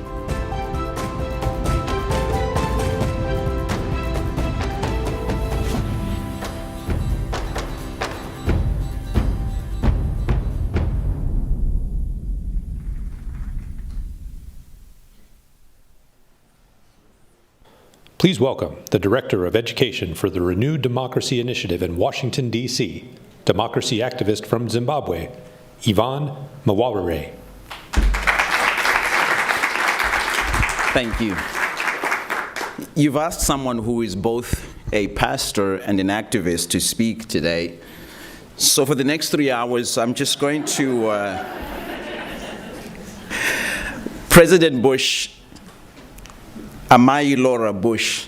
Now, I haven't given you a new name, but in Zimbabwe, Amai is our affectionate name for mother. Thank you for asking me yet again to join you in celebrating the great work of PEPFAR. The great honor of my life as a young pastor has been to speak up for justice, dignity, and freedom for the people of Zimbabwe. Though this journey has led me through multiple arrests, torture, and near-death experiences, I would not trade it for anything. It is the least that I could do for the land of my forefathers and the place of my umbilical cord. In 1986, Zimbabwe's life expectancy at birth stood at 62 years. However, through the 1990s, as the AIDS epidemic ravaged us, life expectancy plummeted to a shocking 42 years. And this was by 2002. As a youth pastor in those days, the lowest points of my work were the regular trips to the cemetery to lay to rest my age mates, those who had died from AIDS. Besides the grace of God that preserved my life, what also ensured that I will celebrate my 46th birthday in a few days, hint, hint, was PEPFAR. Its multi-pronged program of action focused on achieving epidemic control through reducing new HIV infections and AIDS-related deaths. But perhaps one of the most profound effects of the PEPFAR initiative was its capability to animate our strangled civic society. It became, and still is, the job of civil society to step in and partner with both PEPFAR and government to deliver the full package of the PEPFAR portfolio. And without civic society's trusted midwife-like role in national crisis, Zimbabwe achieves very little effective, urgent, and accountable implementation of initiatives. This leads me to what has been the core of my work in Zimbabwe, fighting for a better Zimbabwe.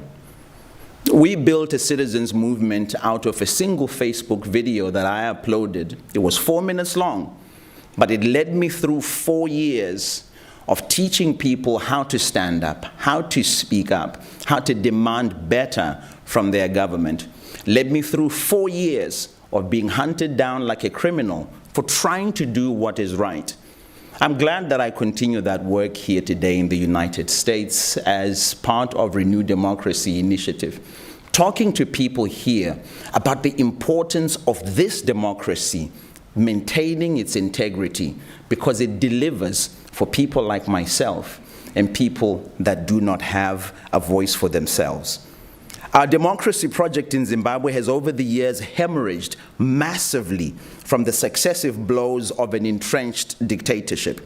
However, the fight to make sure that those most affected by HIV infections receive treatment and education has opened avenues through which ordinary citizens can learn to demand better from government services, particularly when it comes to health delivery. A partnership that was both creative and inspiring was with faith-based organizations. I'm glad that the church in Zimbabwe found a role within the greater PEPFAR ecosystem and helped to break the stigma that is attached or was attached to families living with HIV infections. You heard earlier on President Kikwete talk about the ABCs, the abstinence. The church embraced that. The being a faithful partner, the church embraced that. The compromise took some time, but eventually we got there.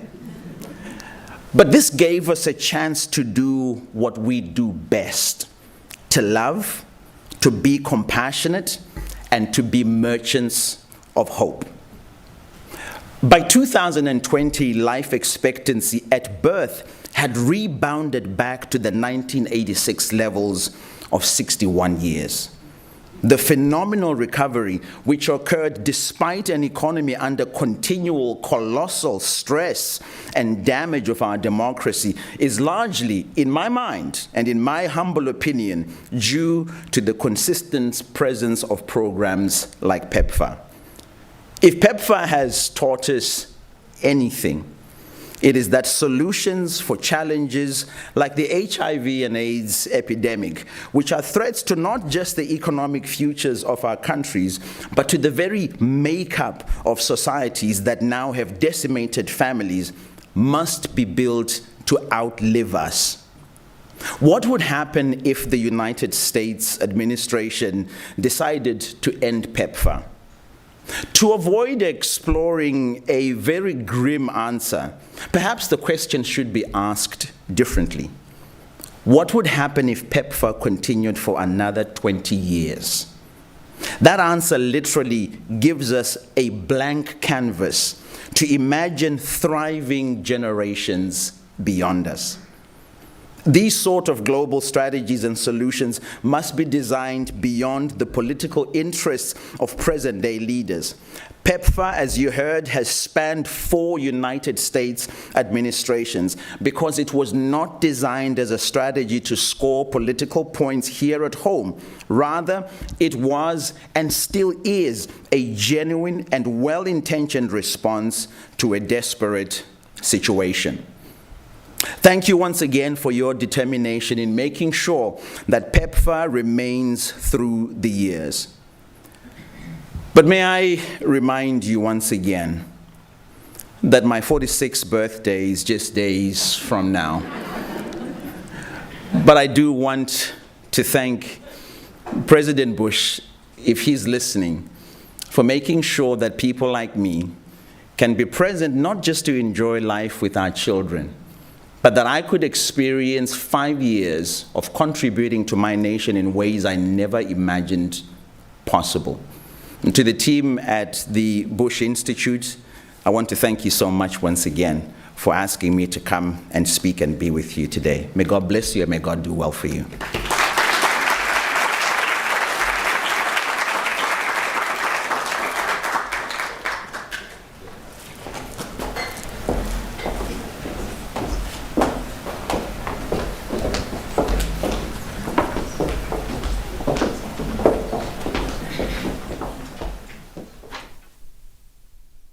My name is Holly Kuzmich. I am currently a senior advisor at the Bush Institute and a managing director at the Draper Richards Kaplan Foundation. But up until last October, when David Kramer so ably filled my shoes, I was the executive director of the Bush Institute. So I'm thrilled to be here today, be with our last panel of the day. With all due respect to our previous speakers, I think we've saved the best for last. And we also know that we're standing between this crowd and lunch, so we are going to provide, we hope, an insightful and informative discussion today. Let me briefly introduce the panelists who've joined me on stage here today. Dr. Ezekanjay Sikazwe, who's the CEO for the Center for Infectious Disease Research in Zambia, or CIDRS, as we all affectionately know it. Alan Maleche, the Executive Director of the Kenya Legal and Ethical Issues Network on HIV and AIDS. Dr. Wafa El-Sadr, the founder and director of ICAP at Columbia University. And Dr. Favorit Iradikunda, the assistant professor at the Elaine Mareb University of Massachusetts College of Nursing. Thank you all for joining me today. Dr. Sikazwe Zuzu, as you've told me to call you, you earned your medical degree a year before PEPFAR came into existence. So you've really been able to see what's happened over the past 20 years.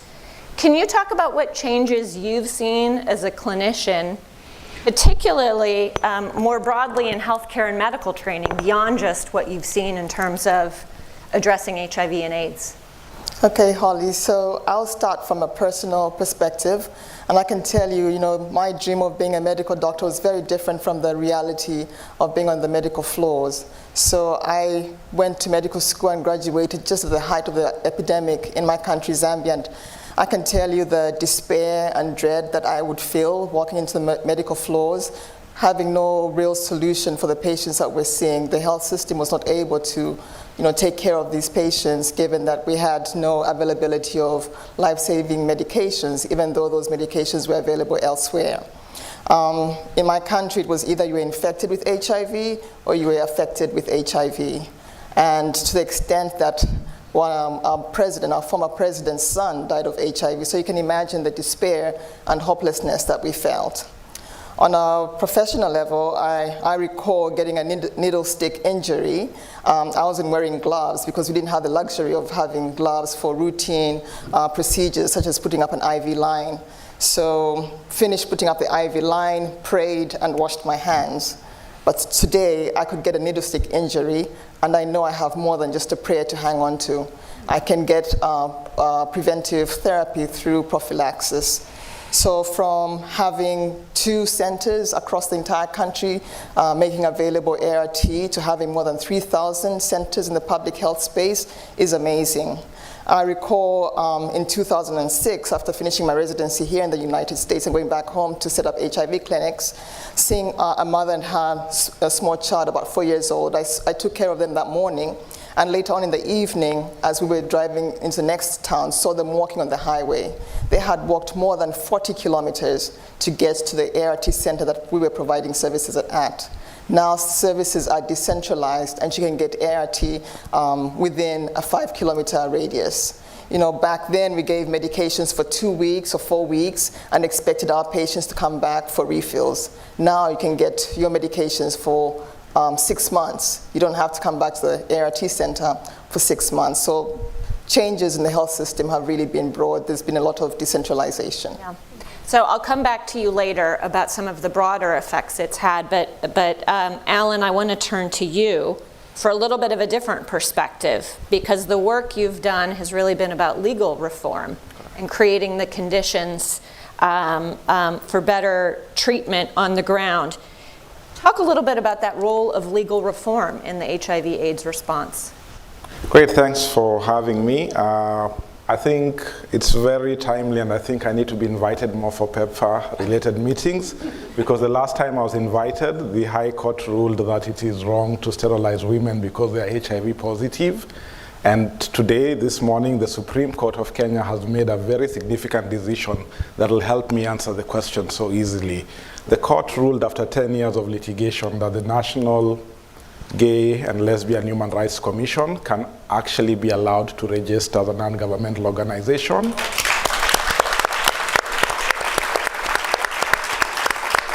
You're all clapping and you haven't had the fun part yet. The fun part is important because they then said that, the sort of second fun part, they said that they have a right to freedom of association, and so they're allowed to register. Freedom of association would be the equivalent of your First Amendment. Having spent time at Georgetown Law School, I have to make those comparisons. But the most and critical thing that will excite you, though we have a law in Kenya that says same-sex relationships are not allowed, the court ruled that the word sex in the Kenyan Constitution should be and must be interpreted to mean sexual orientation, and you cannot discriminate someone on the basis of their sexual orientation. So that's the fun part. So what does that mean? So someone will think this is just all legal stuff and Alan loves to litigate, but this is what it means for HIV. You work with groups that are criminalized or marginalized and are unable to register. For you to get funding from any donor, they need to see some form of registration. This now means the community-based groups of people who live with HIV, of gay communities, can easily register as a non-governmental organization and be eligible to get funding, be eligible to advocate for issues within the parameters of the Constitution, and that's how exactly the law has been working for us. Now, it's not always joy and success as you see it. There are challenges. The same Kenyan, the High Court a few weeks ago, a case in which I've been involved with, supported with Global Fund money, we sought to try and get off the books a law that says if you do anything that puts another person at risk, you've infected them with HIV. But in that case, the court did not agree with us, and we're going to appeal the decision with the hope of success.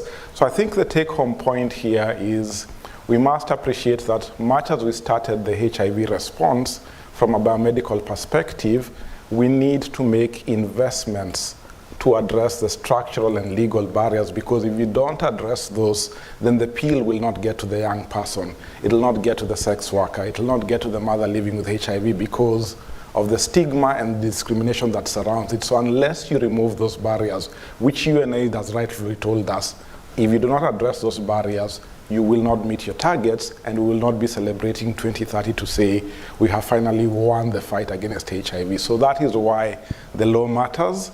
And for those of you who believe in scholarly articles and writings, look for the Global Commission on HIV and the Law report. It actually documents this. It was a joint job by UNDP and UNAIDS, and actually many of the recommendations it gave are actually coming into life in terms of when you change the legal framework, when you change the policy framework, you then have better results in your HIV response.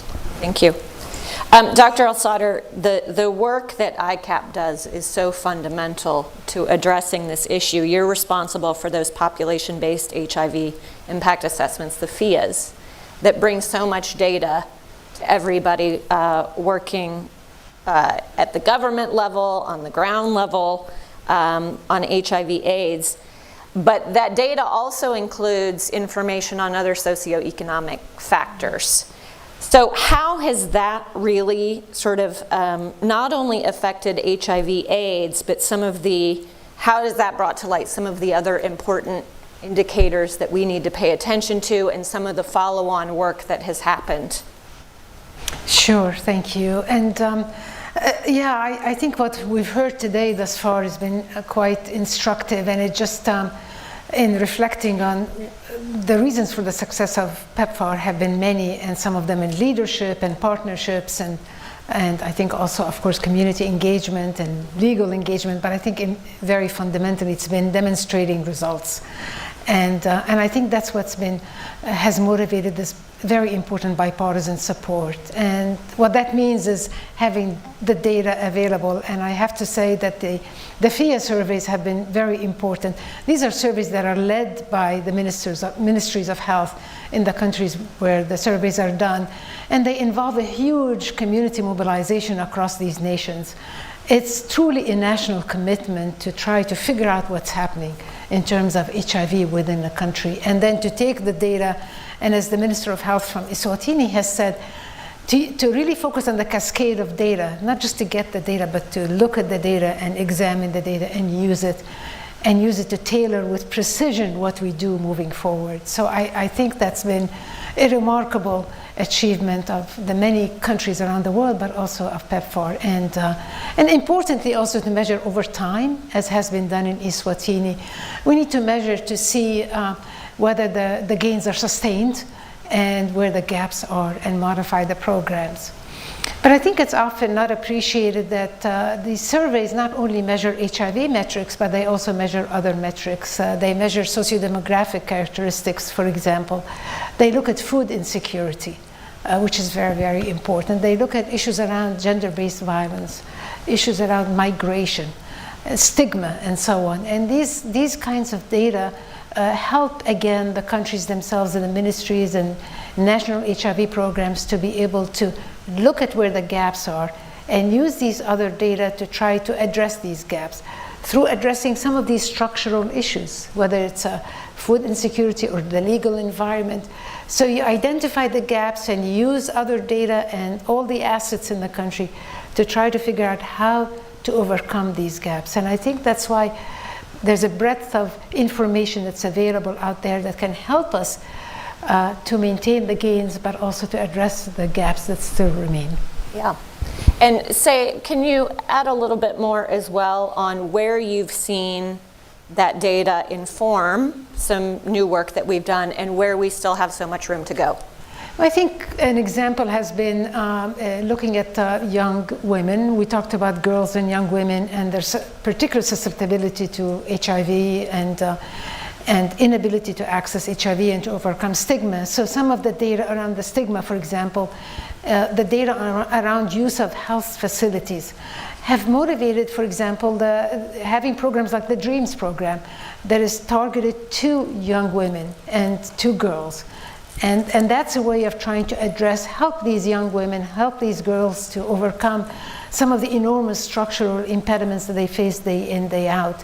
So I think the data, the biomedical data, as well as the social data, as well as the economic data that are collected and need to be collected and further expanded, are the kinds of data that can help us shape the programs to be able to address the gaps that are still there. Yep, great. Favourite, I want to turn to you. You've really spent your career working on maternal health, and we know that there's a relationship between PEPFAR support and investments and improvements in maternal and child health. Help illuminate that connection and what's behind that and what you've seen. Thank you for that question, and I am going to start by saying that I began my nursing training just 3 years after PEPFAR was established. Don't do the math. And one of the things I've been thinking about for the last few weeks was just really thinking about the healthcare providers, nurses and other healthcare providers who were there, who were caring for their families and communities, not having access to treatment, not having any hope of being able to heal their communities, but they persisted and they advocated. And one thing I want to say to them today, we have some of them here, is thank you. And I share that to say that I am so grateful to have become a healthcare provider at a time when PEPFAR was there in my country, and not having to go through that moral agony of, I'm caring for communities, but I don't have access to treatment, or they don't have access to treatment. But the journey is we are still on the journey, and I long for a day when we'll come back here or somewhere else to celebrate the end of HIV/AIDS. I hope we throw a really big party, because I love parties. to mark the end of this disease. But back to your question about maternal health. Yes, it is true that we have seen some spillover effect. It's been defined as a spillover effect, where we see that PEPFAR investments in PEPFAR countries have had positive impact on maternal health outcomes. And some of the indicators we have seen improve is maternal mortality in PEPFAR countries has declined. We have seen a decline in infant mortality as well, and we have seen a decline in anemia in reproductive age women, and we have seen that as a result of investment, as it's been mentioned earlier, in the healthcare workforce, investment in nurses and other healthcare workforce, making sure that they are trained, making sure that they have access to resources to be able to care for women and children. But again, even there, the journey is still long, and we need to continue investing because maternal mortality is still very high in sub-Saharan Africa. Honestly, the rate is not acceptable, and so we need to do better in investing. Every mother deserves to have a healthy, safe, joyful pregnancy, and so we need to continue investing in that. And every child deserves to have a joyful, healthy childhood, and so this is why we need to keep investing through PEPFAR and other organizations. Yeah. Also, speak a little bit to the role of nurses. We've talked a lot today about the large variety of people who've been so instrumental in the implementation of PEPFAR. Talk about that role of nurses. So nurses in PEPFAR countries, but also globally, they constitute a large number of the healthcare workforce. And nurses are everywhere. They are at health posts. We've talked about health posts. They are at healthcare center, district hospitals, referral hospitals. Nurses are everywhere. Nurses also have special relationships with families and communities because they spend a lot of hours. They do a lot of education. They do education in the community. They do education at the hospital level. And so they have played a major role in making sure that communities are informed, making sure that communities have access to the resources. They've played a major role in advocating, and nurses were there working with the community from the very beginning, and nurses will be there to take us to the end of this pandemic. Are there things we can do better to support the tens of thousands of nurses out there doing this work every day? Yes. How many hours do we have?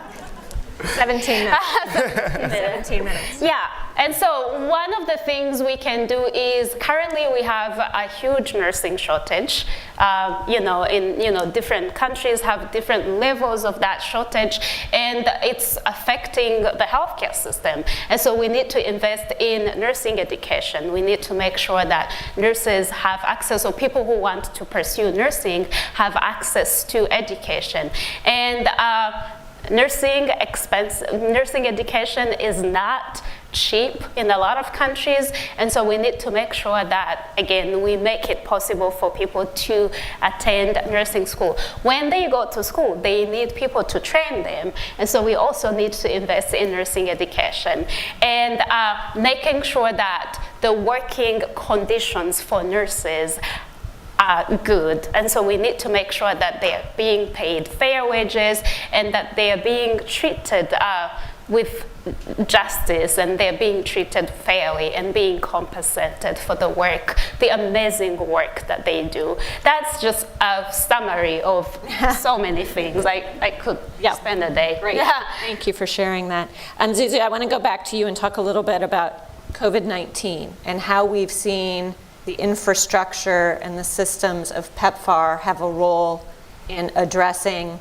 what we've seen on the ground over the past 3 years. Can you share a little bit about what's been happening?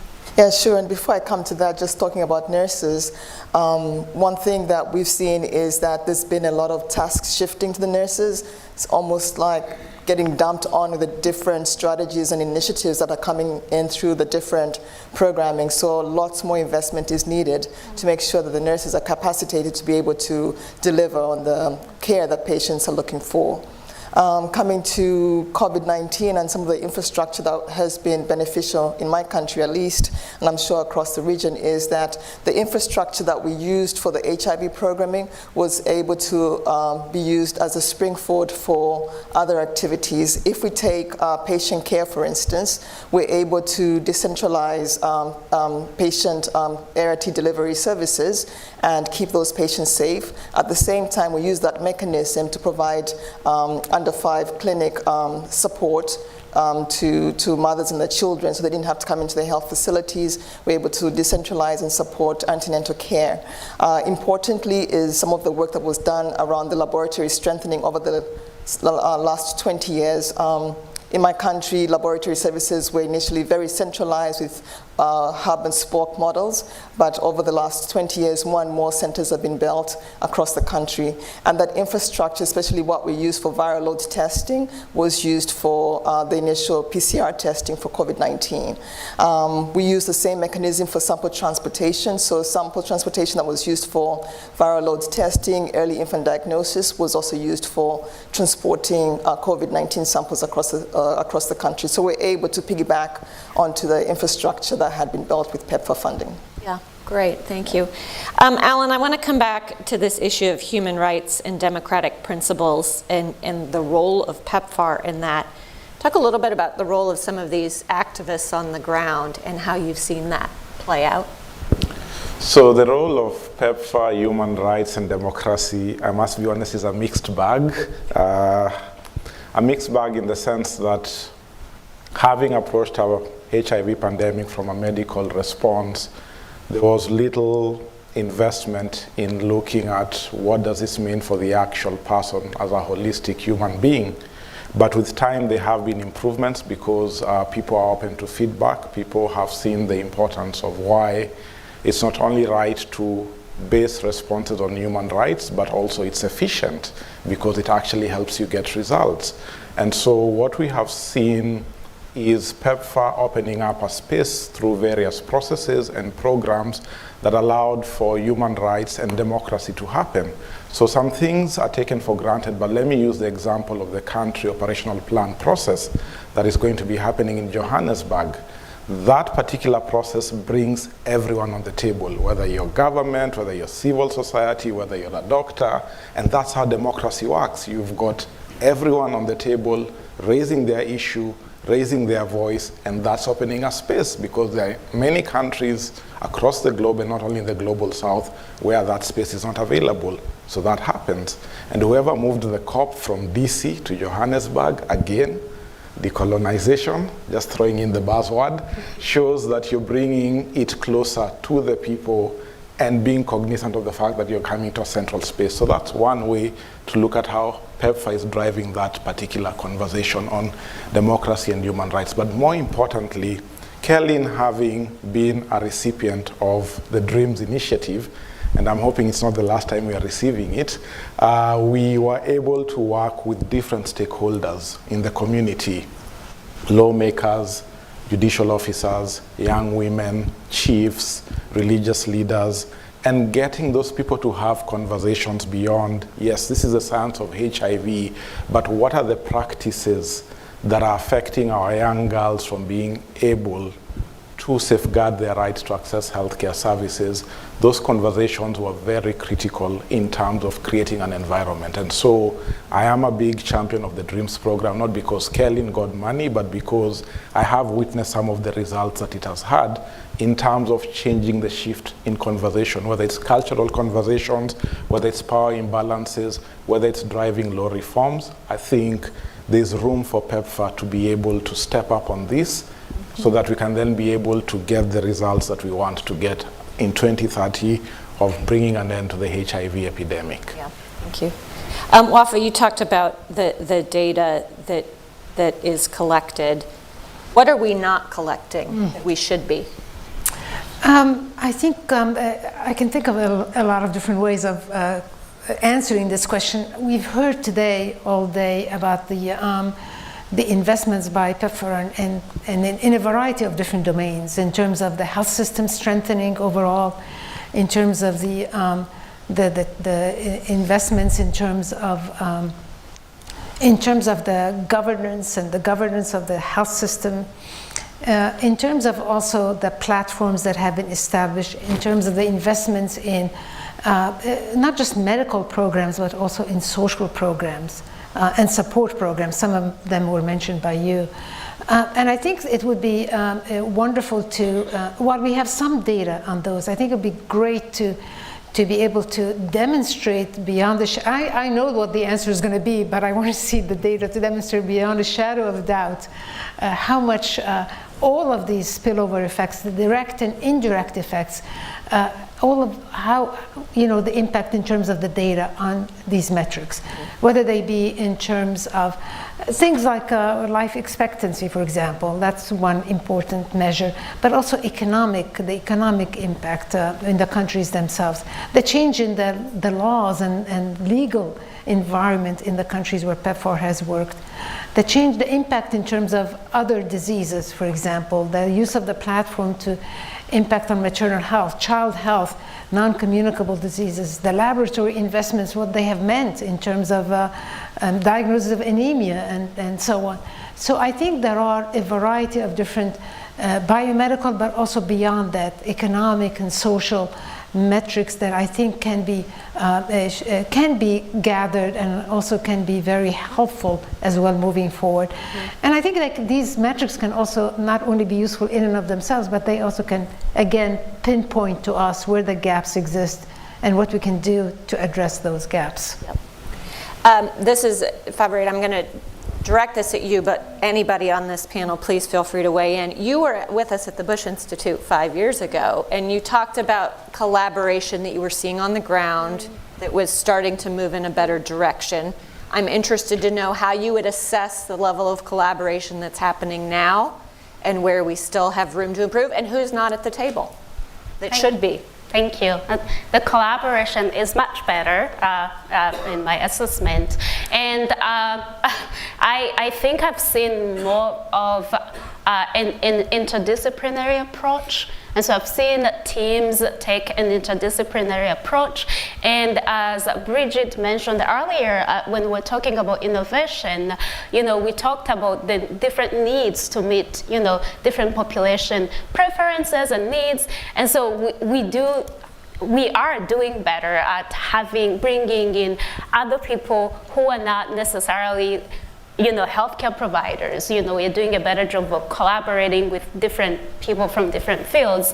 And so moving forward, I think that's something we need to harness. We need computer scientists. We need engineers. We need, for different things. And so we need to make sure that we are approaching this with that interdisciplinary approach.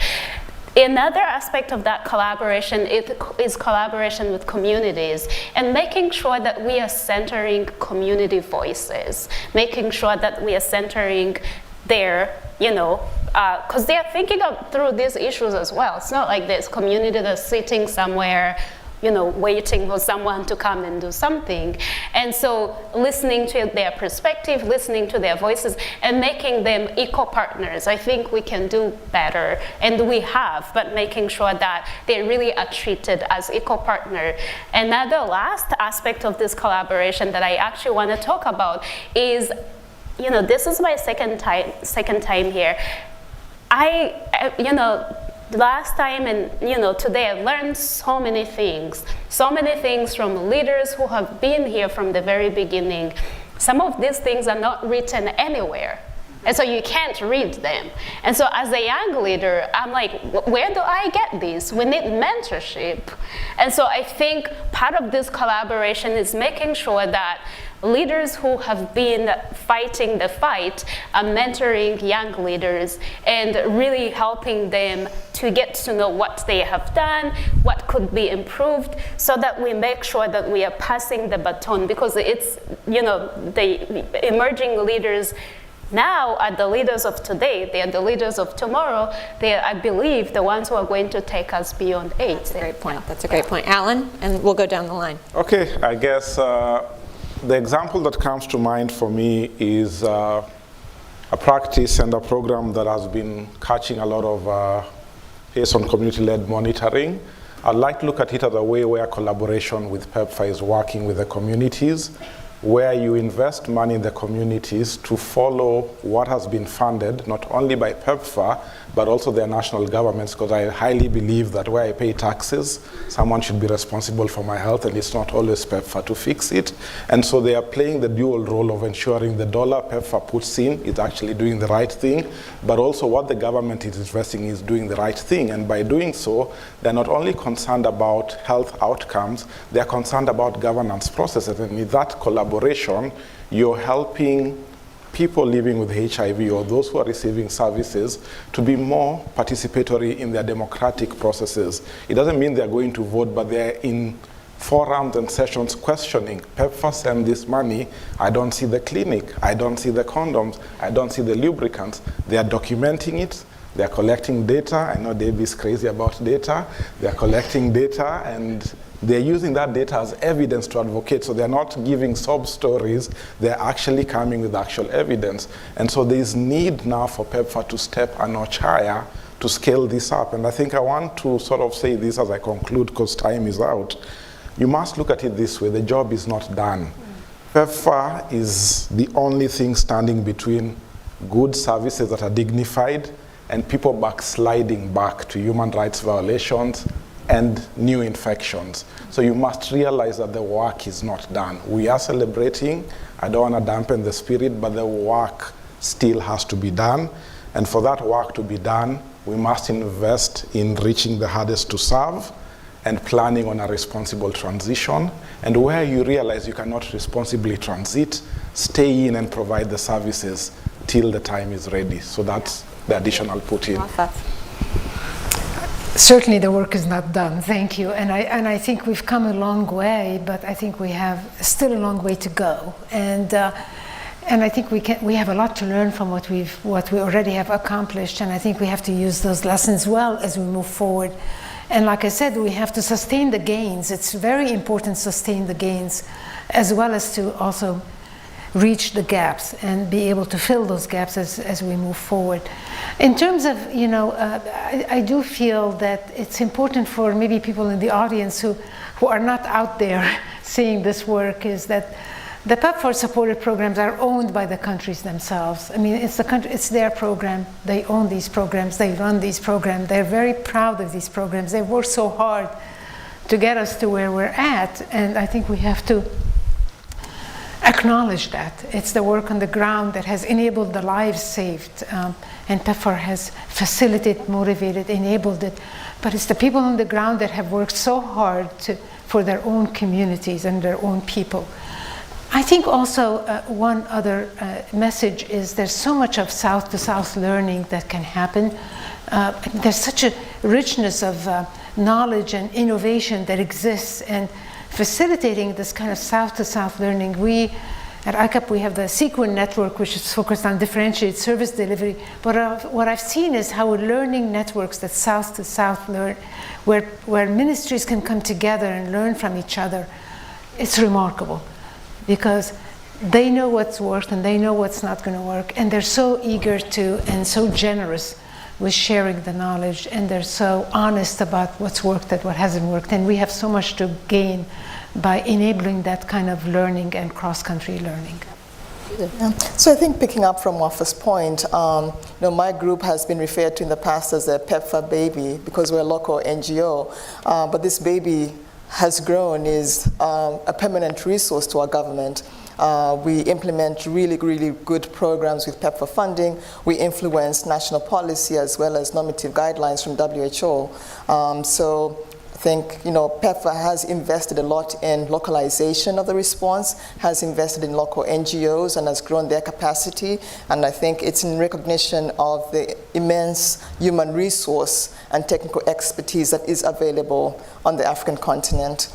And I think in terms of partnerships and collaborations, as we move towards the next 10 years or getting to 2030 and thinking around who is it that we're leaving behind? What is the dialogue that we're having? You know, I've been hearing more around long-acting injectables and how they're costly, may not be implementable in our setting. Africans may not accept to be having this injection every 2 months, so on and so forth. It reminds me of the conversations that we had at the start of PEPFAR. You know, Africans won't take their medicines on time, they won't adhere to the regimens, on and on and on. So we have new toolkits, new tools in our toolbox.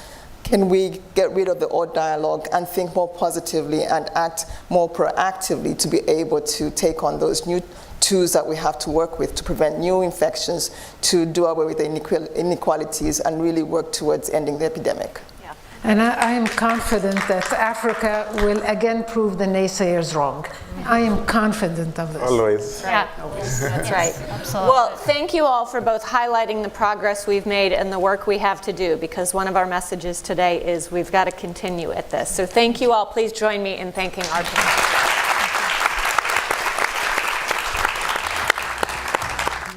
And let me, before we wrap up, let me just say a big thanks to Holly, because actually this event was her idea. And I was incredibly fortunate for her to hand off an amazing team to me to help bring it across the finish line. So Holly, thank you very, very much.